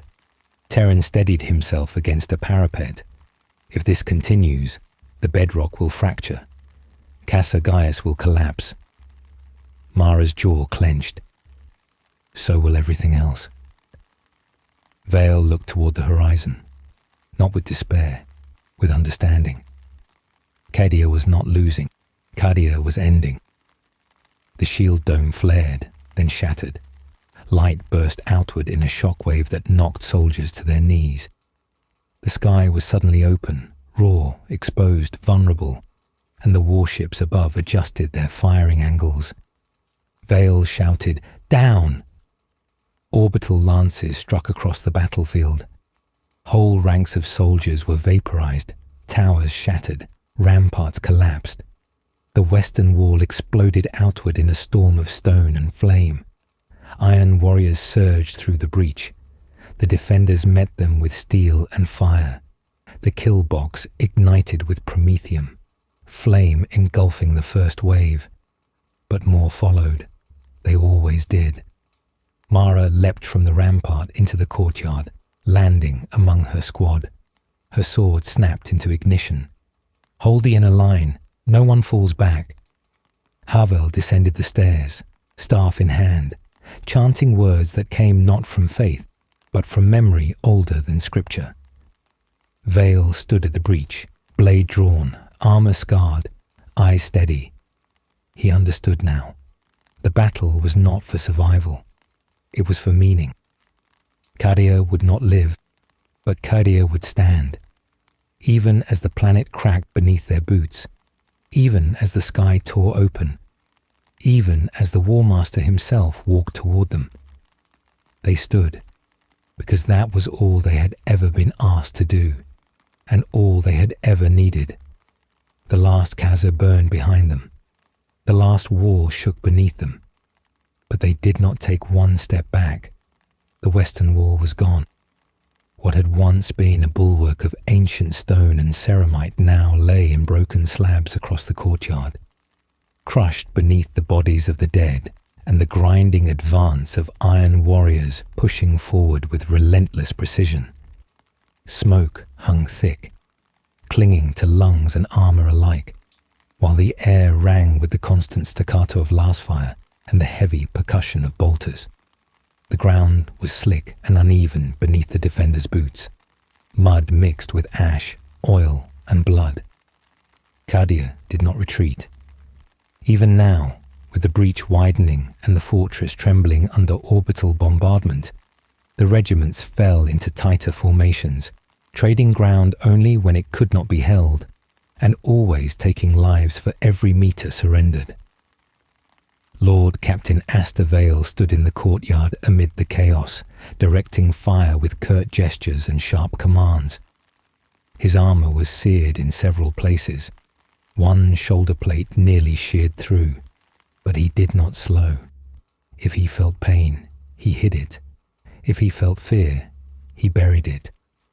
His mind held the battle map not as lines and markers, but as living motion, positions of squads, pressure points in the enemy's advance, supply routes that must remain open at all cost.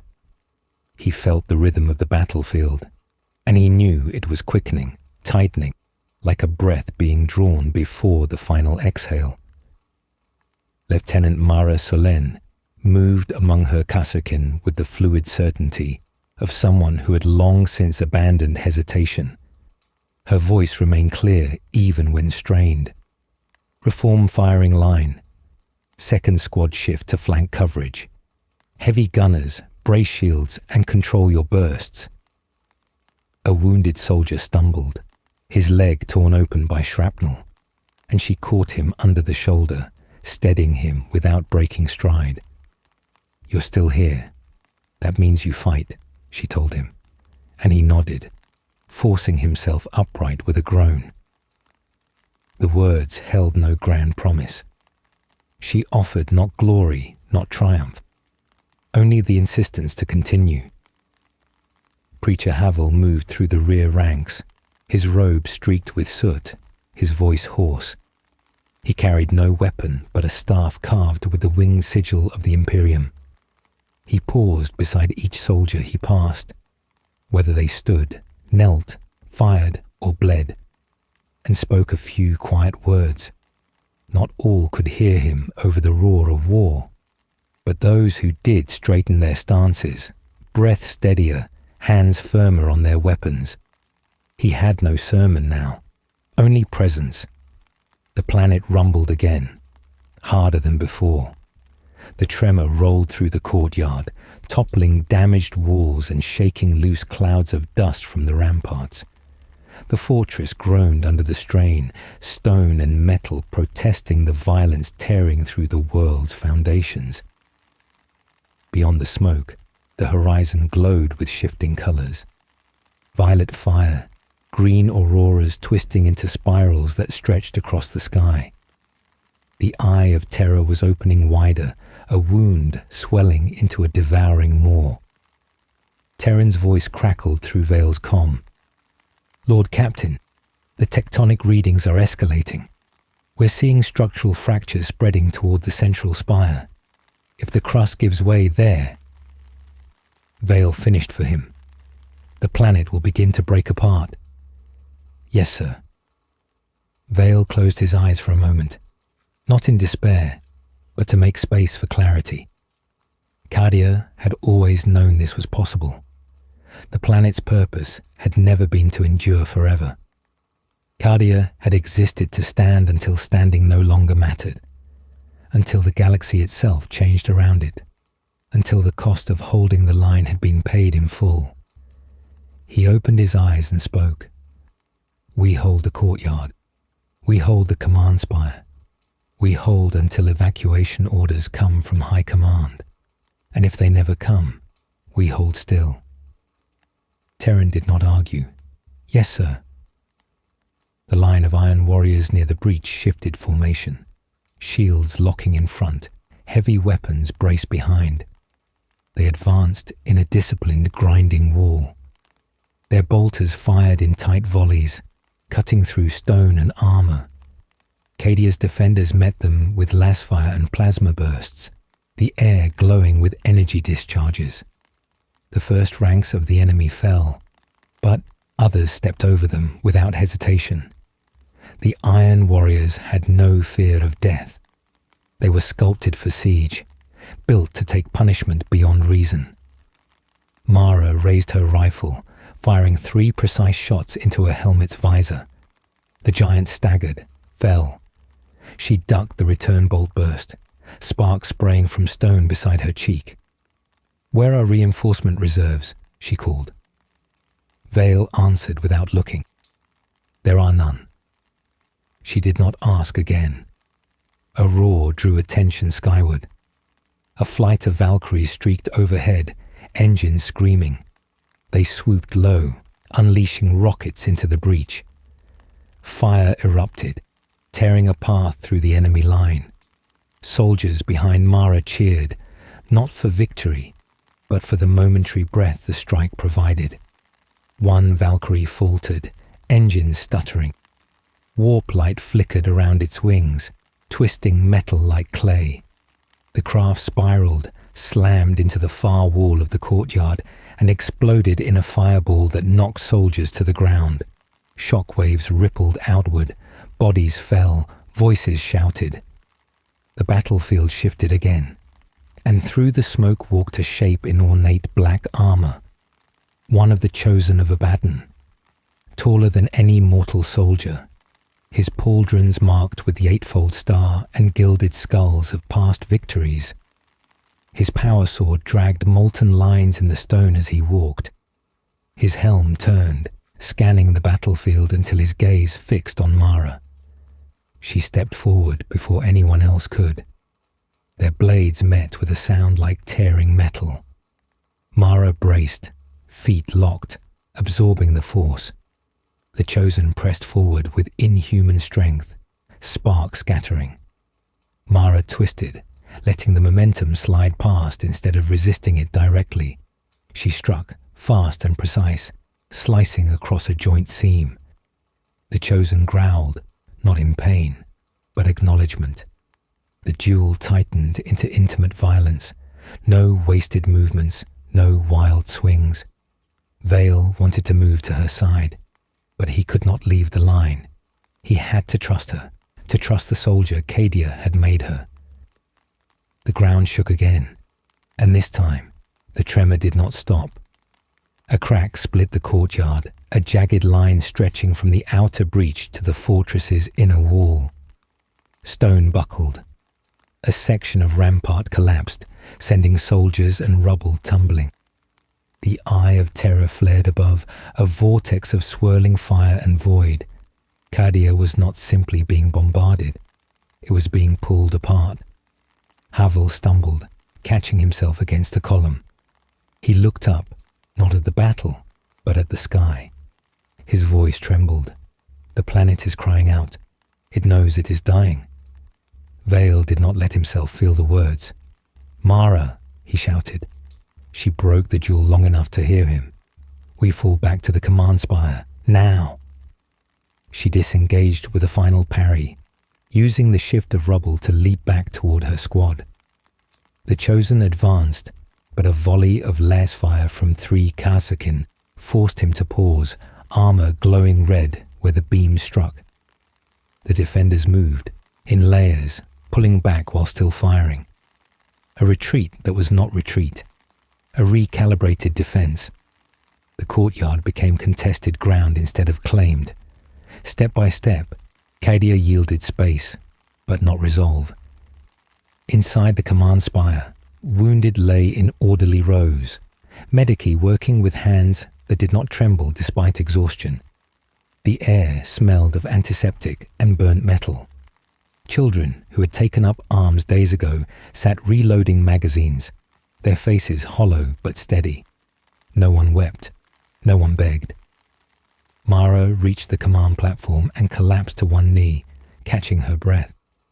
Vale joined her, placing a hand on her shoulder, not as commander to subordinate, but as comrade to comrade.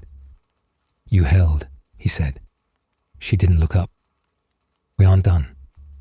"No," Vale said. "We are not."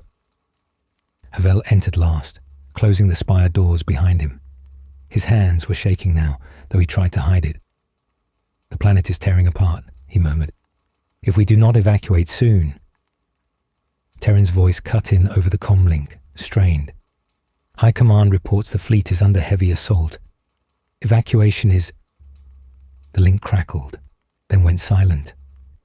Mara looked to Vale. "What now?"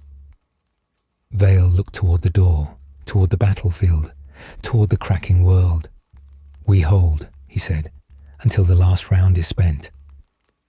And outside, the walls shook again, as though the world itself was knocking. The world trembled again, harder than before. This time, the shaking did not subside. The stone beneath the command spire groaned, deep and resonant, as if the planet were drawing a ragged breath through fractured lungs. Dust drifted from the vaulted ceiling in a slow, silent cascade. Outside, beyond the cracked windows and burning sky, the eye of terror loomed like a wound, split wide, bleeding unreality into everything it touched. Colors bled into one another. Sound warped at the edges. The air felt thin, as though the world itself were beginning to come apart. Lord Captain Asta Vale stood at the central tactical table, its hololith flickering with static and distortions. Half of the planetary map had dissolved into a haze of corrupted data. The remaining sections showed collapsing defensive lines, breached fortifications, and empty sectors where entire regiments had once stood. The situation no longer shifted with choices. It shifted with inevitability. Mara Solen stood beside him, armor cracked, visor scorched, one lens shattered entirely. Her breathing was steady, but each inhale was tight with exhaustion. She did not ask for orders. She waited, because waiting was discipline, and discipline was survival. Even now, Preacher Havel was near the far wall, kneeling beside a wounded soldier whose blood pooled dark against the stone. The young man's lips moved, but no words formed. His gaze wandered, unfocused, searching for something only he could see. Havel whispered to him, guiding his final thoughts, though even his voice trembled now. Commander Terran burst into the chamber, helmet under his arm, face streaked with soot and blood. The inner barricades are failing. The Iron Warriors are almost through. We have minutes before they reach the spire. Vale looked up, expression calm. And the fleet? Terran's jaw tightened. The fleet is engaged above orbit. No landing craft can break through. Vox channels are heavily jammed. We can't receive new orders from High Command, which meant High Command could no longer guarantee they existed to give them. Vale absorbed this as he absorbed all things, completely, without flinch, without collapse. Mara spoke quietly. "The men are waiting for your word." He nodded. He stepped away from the tactical table and moved toward the balcony, the one that overlooked what remained of the courtyard.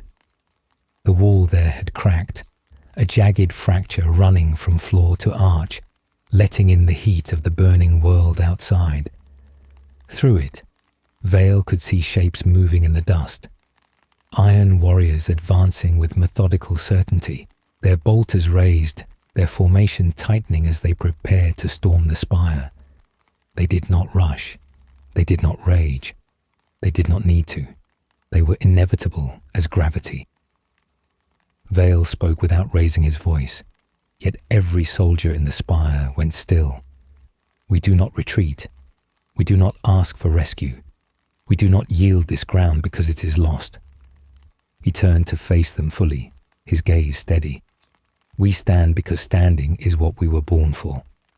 Cadia has never fought for victory. Cadia fights so that others may have the chance to win." Mara bowed her head. Terran straightened his posture.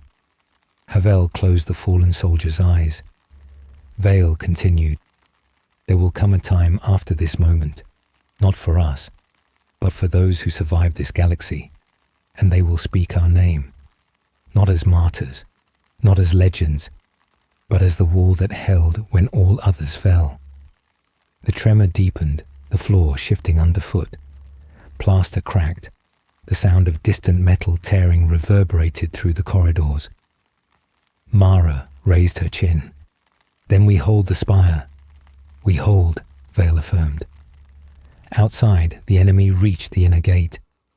The impact was not explosive, but crushing. Metal grinding against metal as hydraulic battering engines forced their way through. Bolter fire hammered the barricaded entrance. The defenders took positions along the upper balconies and stairwells, weapons braced, breaths slow, mind steady. Mara led the Kasrkin forward, placing herself at the front with a certainty that held no hesitation. Her sword gleamed, its power field flickering weakly but still alive. She checked the charge pack on her rifle, though she already knew its level. 1 magazine. That was enough. Terran took command of the heavy weapon emplacements, directing fire arcs to create overlapping kill zones. The defenders knew how to use every meter of stone. They had trained for it all their lives. If this spire was to be their last ground, they would make it into a fortress of their bodies and their will. Havel stood near the rear ranks, staff planted against the ground, voice quiet as he murmured to himself, not prayer, acceptance. The gate burst inward. not with fanfare, with a slow, grinding collapse. The first Iron Warriors stepped through, shields raised, bolters firing in disciplined bursts. Mara's line answered with a wall of lasfire, the first volley precise and deadly. The front line of enemies staggered, fell. Others stepped forward, moving over them without pause. The battle in the spire was brutal, close, and suffocating. The corridors became choke points, bodies jammed between stone pillars and fallen masonry. Mara moved like a blade among the chaos, not perfect, not untouched, but unbroken. Her strikes were not beautiful. They were necessary. When her rifle depleted, she drew her combat blade.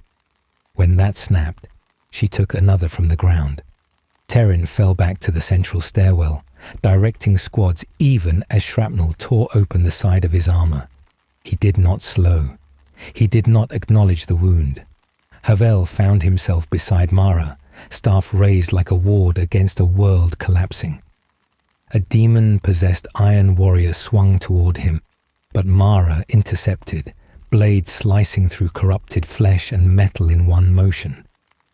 Havel did not thank her. There was no time. He simply kept moving. Vale fought at the entrance of the command platform itself. His power blade hummed, arcs of light carving through ceramite and bone. He did not fight with fury. He fought with memory. Every motion, every strike, every defense was something practiced 1,000 times. His will did not waver, but the world around them did. Another tremor hit, violent enough that the floor split beneath their feet. Dust and stone rained from the ceiling. The spire pillars groaned, cracks racing up their length. The planet's core was breaking. Cadia was tearing itself apart. Mara staggered, catching herself against a shattered railing. Havel clutched the floor to remain upright. Terran braced against a wall, gasping. Vale did not fall. He looked out through the broken balcony toward the sky. The eye of terror was no longer distant. It pressed against the edge of reality like a tide about to break its shore.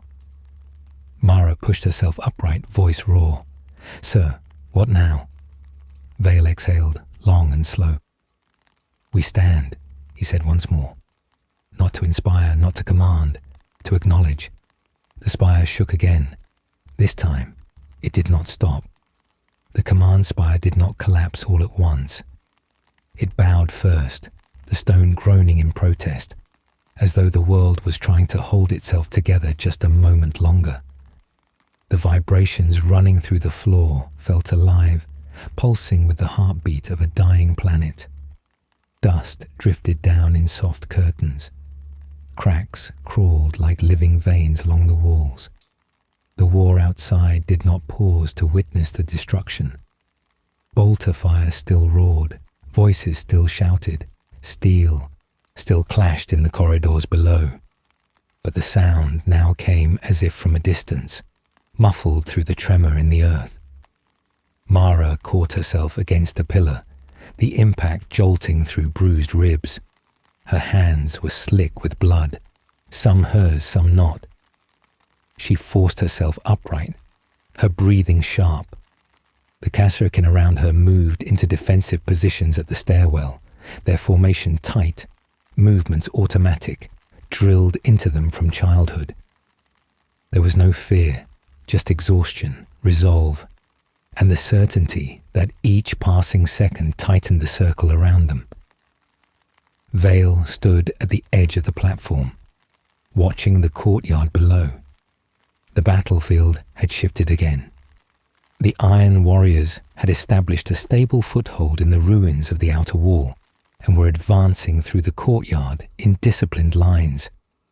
The air shimmered with heat from burning promethium pools. Corpses lay in neat layers where lines had fallen and reformed again and again.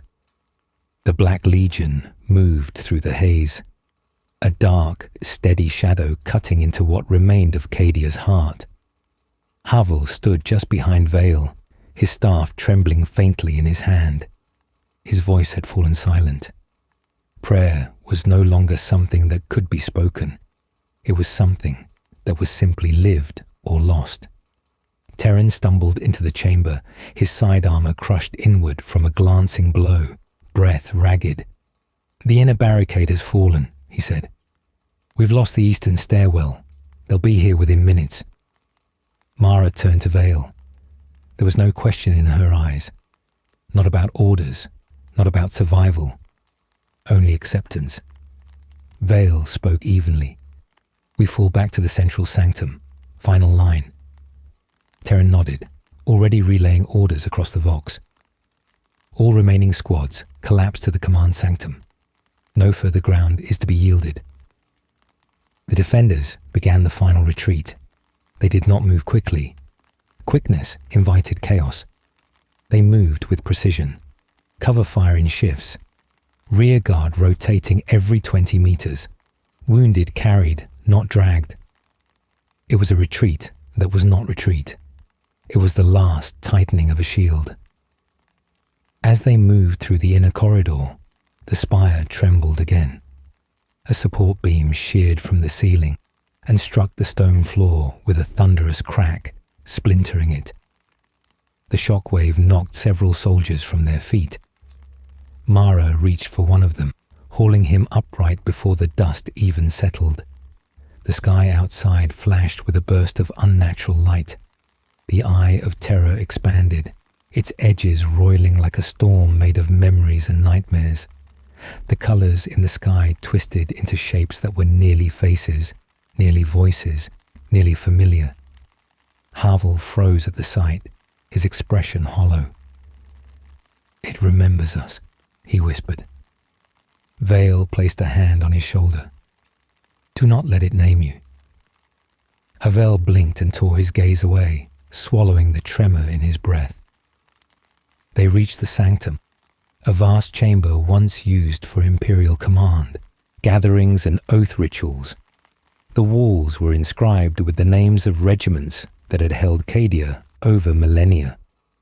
Thousands of names, tens of thousands, each one a life traded to keep the galaxy from turning inside out. The defenders formed a circle around Vale, Mara, Terran, and Havel. Kasrakin stood at the front, rifles raised, standard infantry behind them, Medicae with shock batons and sidearms near the wounded. Children, barely soldiers but already veterans, reloaded magazines with hands that did not shake. The footsteps came before the enemy appeared, heavy, rhythmic, metallic, a measured cadence of armored feet on stone. The iron warriors entered first, shields raised, bolters braced. Behind them came the Black Legion, moving with the slow inevitability of an eclipse swallowing the sun. The Chosen appeared last, towering, charged with lethal certainty. And among them, a figure larger than all others. He did not rush. He did not posture. He did not announce himself. Abaddon simply stepped into the sanctum. The talon of Horus crackled with warp-lit energy. Drachnian whispered, its blade a ripple of impossible edges. His presence filled the chamber like gravity. Mara exhaled once, slow, steady. Vale took one step forward, not because he believed he could stop the War Master, but because someone had to stand between the unstoppable and the ones still breathing. No one spoke, no declarations, no challenges. History did not need words. Abaddon lifted the talon. The defenders fired. The sanctum erupted into chaos. Lasfire streaking into black armor, plasma bursts igniting the air into blinding white, bolter fire hammering back with skull-cracking force. The Iron Warriors pushed forward, shields locked. Kasrakin held the line, blades drawn when rifles overheated. Soldiers fought in tight quarters, strikes measured and deadly. Mara met one of the Chosen again, blades clashing, sparks scattering across blood-slick stone. She was slower now, the Chosen was not, yet she did not yield ground. Terran fired his sidearm until the charge pack died, then swung the weapon itself as a bludgeon, cracking armor at the neckline of a legionnaire. Havel did not speak prayers. He moved to the wounded, pulling them back from the melee, even as rubble fell around him. Vale fought Abaddon. It was not equal. Vale's blade sparked against the talon, each strike sending shocks up his arm. His boots slid on fractured stone. Abaddon pressed forward, as immovable as a star. Vale did not fall, not at first. He met each blow not with strength, but with precision, redirecting, catching angles, buying seconds. Seconds were everything now, but seconds end. The talon struck his chest plate. Armor shattered inward. Vale staggered, breath driven from his lungs. He did not cry out. He did not fall to his knees. He simply stepped back, blade still raised. Abaddon looked at him, not with hatred, with recognition. "You held long enough," the War Master said. Vale smiled, not with triumph, but with completion. That was the point. The talon pierced him. Mara saw him fall. Something inside her went still, not broken, but anchored. She stepped back from her opponent, blood running down her arm. She looked at Terran, at Havel, at the Kasrkin still standing. There were fewer now, but they were still there. She raised her sword, not to strike, but to command. "We hold," she said softly, not shouted, spoken. The defenders tightened formation around her. Abaddon stepped forward again. The spire trembled, stone cracked, the world buckled. The planet was dying around them, yet they did not move, because there was no further ground to give. They stood. The sanctum shook as though the planet itself was crying out. Stone pillars cracked from top to base. Shattered fragments fell in slow arcs, drifting through the smoke-thick air like pieces of a broken history. The roar of the battlefield outside was muffled now, swallowed beneath the deeper, stranger sound rising from the very core of Cadia, an impossible groaning, as if the world had become hollow and something vast was moving beneath its skin. The eye of terror filled the sky beyond the broken spire windows, no longer distant, but pressing into reality like a tide flattening a shore. Mara did not look away from the War Master as Vale's body fell. Her breath was shallow, not from fear, but from the weight of knowing something irreversible had occurred. The defenders around her felt it too, an ache, a pulse in the chest, the moment when the soul recognizes that the world will not be the same when the next breath comes. But they did not falter. Kasrkin tightened their formation, shields raised, blades and bayonets locking into a single continuous line. Terran, bleeding from his side, placed himself beside Mara, inhaling steady, exhaling slower, as if using breath itself as a barricade. Havel, pale and trembling, closed Vale's eyes with his hand before rising again, staff held against the trembling earth. The War Master did not advance at once. He simply regarded them. His helm turned slowly, surveying the final defense, the last heartbeat of Cadia.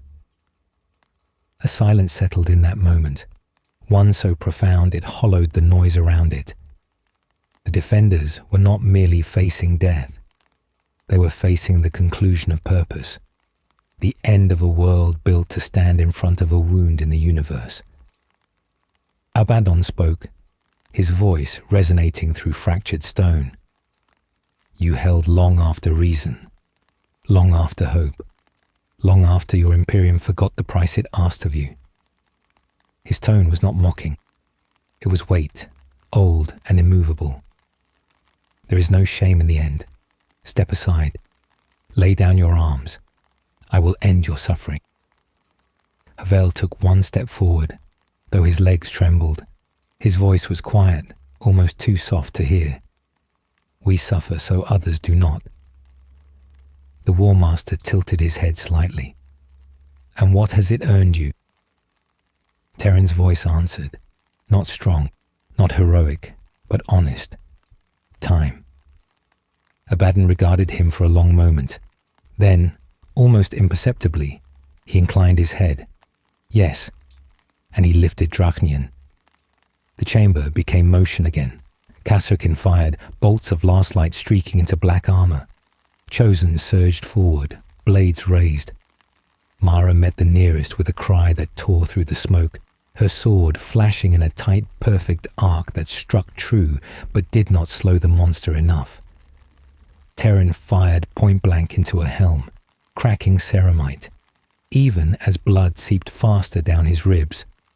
Havel moved between the wounded and the charging legionnaires, staff raised not as a weapon, but as a command to not break. The floor buckled underfoot. The tremor did not fade. It intensified, rising to a violence that split the stone itself. The sanctum wall tore open, revealing the battlefield outside, and beyond that, the horizon of Cadia. Except there was no horizon anymore. The planet had begun to tilt. The crust was breaking, vast segments of land heaving upward or collapsing inward like rotted wood. Light spilled from cracks in the surface, not the warm light of molten stone, but warp light, shifting and alive. The air shimmered with the sound of distant screams, voices carried not by air, but by memory and nightmare. Mara fought her opponent back step by step, feeling the tremor through her bones. The Chosen drove her backward with slow, deliberate force. Her muscles screamed, her arms trembled. She forced focus through pain, through exhaustion. She pivoted, parried, slid under the descending blow, and drove her blade up beneath the armor. The Chosen shuddered and fell, but as he did, the floor beneath them split. Mara pitched sideways, skidding across the cracked stone. Terran reached for her and caught her forearm just before she slid into the widening fissure. He braced, teeth clenched, his wounded side tearing open further.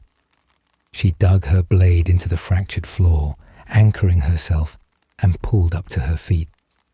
Their eyes met.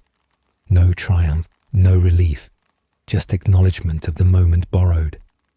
Havel stood now at the very center of the sanctum, whispering words under his breath. Not a prayer, not a plea, a memory, a litany of names he had spoken over graves for decades. He was not praying to the Emperor. He was reminding the universe that Cadia had existed. The air shifted, pressure reversing, as though gravity itself changed direction. The eye of terror swelled, pulling at the world like a whirlpool, pulling at a sinking ship. Debris began to drift upward, stones, weapons, bodies, and still Abaddon advanced, not quickly, not with fury, with inevitability. Mara stepped forward again, though she could barely feel her arms. Terran stood beside her. The remaining Kasrkin, bloodied and burned, locked shields. Havel lifted his staff one last time, and something strange happened. It grew quiet. Not the quiet of surrender, the quiet of decision. Mara spoke, her voice a breath. "We stand," Terran echoed. "We stand." Havel, voice breaking. "We stand." The Kasrkin, all that remained of Cadia's finest, answered in one final unified exhale. Cadia stands.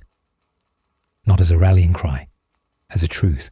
Abaddon lowered his weapons, not in respect, but in recognition that the moment had completed what it was meant to be. The spire gave way. Stone screamed. The sanctum floor fractured in a single, catastrophic collapse. The defenders fell, not as bodies, but as a formation, still locked, still together. The world dropped away beneath them, not into darkness, into light, violet, gold, black, shifting like a sea of memories and endings. As they fell, Mara reached for something, anything, and found a hand. Terran's. She held on. not to survive, to not break. Havel closed his eyes, whispering the last name he would ever speak. Veils. The wind roared. The planet shattered. Cadia did not fall. Cadia ended. And yet, in that last breath of existence, before stone turned to dust and memory to myth, the galaxy felt it. The wall had held, and now the stars themselves were dark. There was no sound when the world broke, only light. A light without warmth or origin, spreading outward from the planet's core as Cadia came apart in a silent bloom of fracture and flame. The eye of terror swallowed the horizon, its impossible colours washing across stone and sky alike. The mountains split like glass, oceans lifted in columns of vapour, fortress walls, trenches, barracks, temples, all dissolved into cascading dust and collapsing veins of molten rock.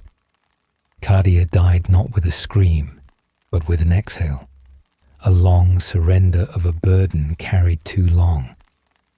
Yet not all who stood upon its crumbling surface were lost to the void. Mara did not remember the moment of falling, only the sensation of drifting, not through air, but through a space without direction. There was no weight, no pain, only motion, and then impact. She awoke not to darkness, but to a dim, flickering glow above her. Metal ceilings, the hum of damaged engines, the scent of promethium and recycled air. She lay on the floor of a transport vessel, imperial make, though scorched and battered. A stretcher lay beside her, though she had not been placed on it. Someone had dragged her here. Her throat tightened as she tried to rise. Pain lanced through her ribs and back, bright enough to blur her vision. She gasped, bracing against the wall. "You shouldn't move yet." The voice was familiar, worn thin, but still steady. Terran sat slumped against a crate stack nearby, left arm bound tightly at the shoulder, the limb below gone. His face was pale, eyes hollowed, but awake. He gave her a faint nod, something like a greeting, something like, "I'm glad you're here." "How?" Mara rasped. Her voice was sandpaper. "Extraction craft," Terran answered. "One of the last to break atmosphere. We didn't pilot it. We were loaded into it." Mara's eyes moved slowly across the vessel's interior. Kasrakin, regular infantry, Medicae personnel, not many, a few dozen at most, wounded, silent, breathing only because someone, had pulled them free in the final moments. Her chest tightened. "Where is Havel?" Terran looked down. The silence was answer enough. Mara closed her eyes. She did not bow her head. She did not weep. She only breathed, the motion deliberate, steady, as though trying to relearn how lungs worked in a world that still existed. Outside the viewport, the stars drifted past in slow, cold patterns. Not all were visible. Many were obscured by a swirling, crackling wall of warp storm. The newly expanded wound where Cadia had once been. The space where the planet had hung was now a churning gulf of unstable gravity and fractured matter. Chunks of the world drifted in slow arcs, glowing faintly with the aftershock of their destruction. Entire mountains turned to embers. Cities reduced to dust. An entire world reduced to memory. A medic approached Mara, scanning her with an auspex. "Concussive trauma. Fractures along the ribs. You're alive because your armor absorbed most of the impact." Her tone was tired. No pretense of bedside calm remained. "Lie still, or your lungs will collapse." Mara nodded. The medic moved on. The ship's vox sputtered with static. The pilot, if there was one, was silent. The engines pulsed irregularly, barely holding course. The vessel drifted through the void like a wounded animal, carried more by momentum than intention. Terran leaned his head back. "We don't know where we're going. Communications are down. We may not have enough fuel to reach a world beyond the warp storms. We might just stay and drift. Mara listened, not to the words, but to the space around them. Drift, not surrender. Simply what remains when a purpose has been completed. She forced her eyes toward the viewport again.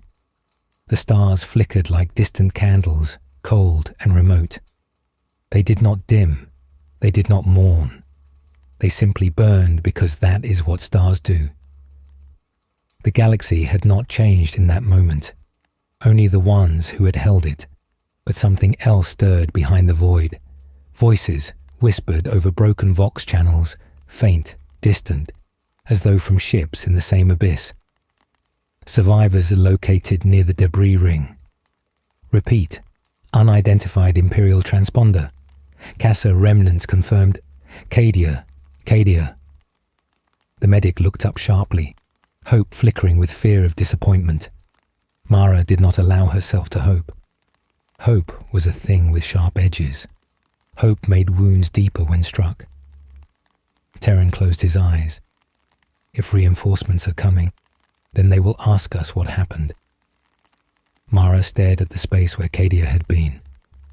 We tell them the truth. She did not raise her voice. We tell them Cadia stood. Terran nodded slowly and fell. Mara shook her head, small, precise. No, Cadia did not fall. Cadia ended. The words were not defiance, not comfort. They were correct. The door to the cockpit hissed, and a figure emerged, helmet tucked under one arm, armor scored by heat and shrapnel. A pilot, a woman with cropped hair and soot-blackened skin. Her voice tremored with exhaustion. We've established contact with a refugee cruiser.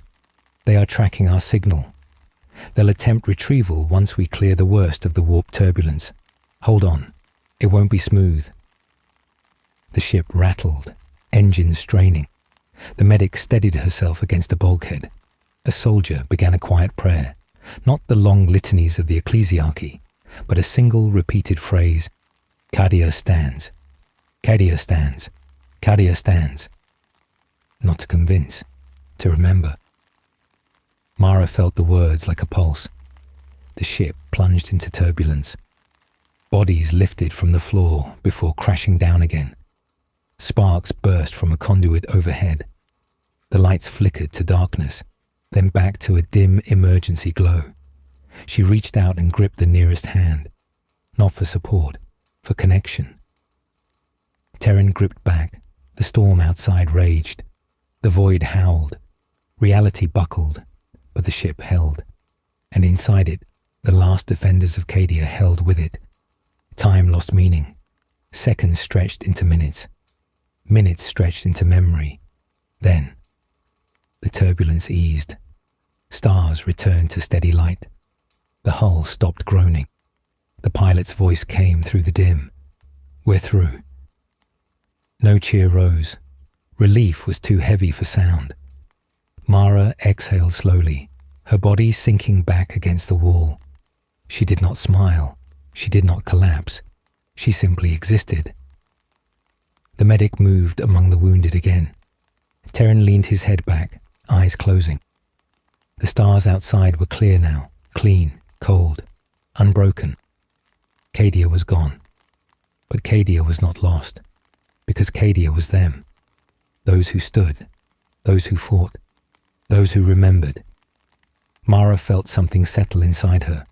Not peace, not even acceptance. A direction, a purpose that did not burn, but endured. She looked to Terran, to the surviving Kasrakin, to the medic, to the silent soldiers breathing because someone had stood long enough for them to do so. This isn't the end, she said. Not loudly, just true. Terran opened his eyes. No. Outside, the stars waited. The ship drifted toward them, toward what comes next. Not triumph, not home, just continuation, just endurance, just the quiet promise. Cadia stands.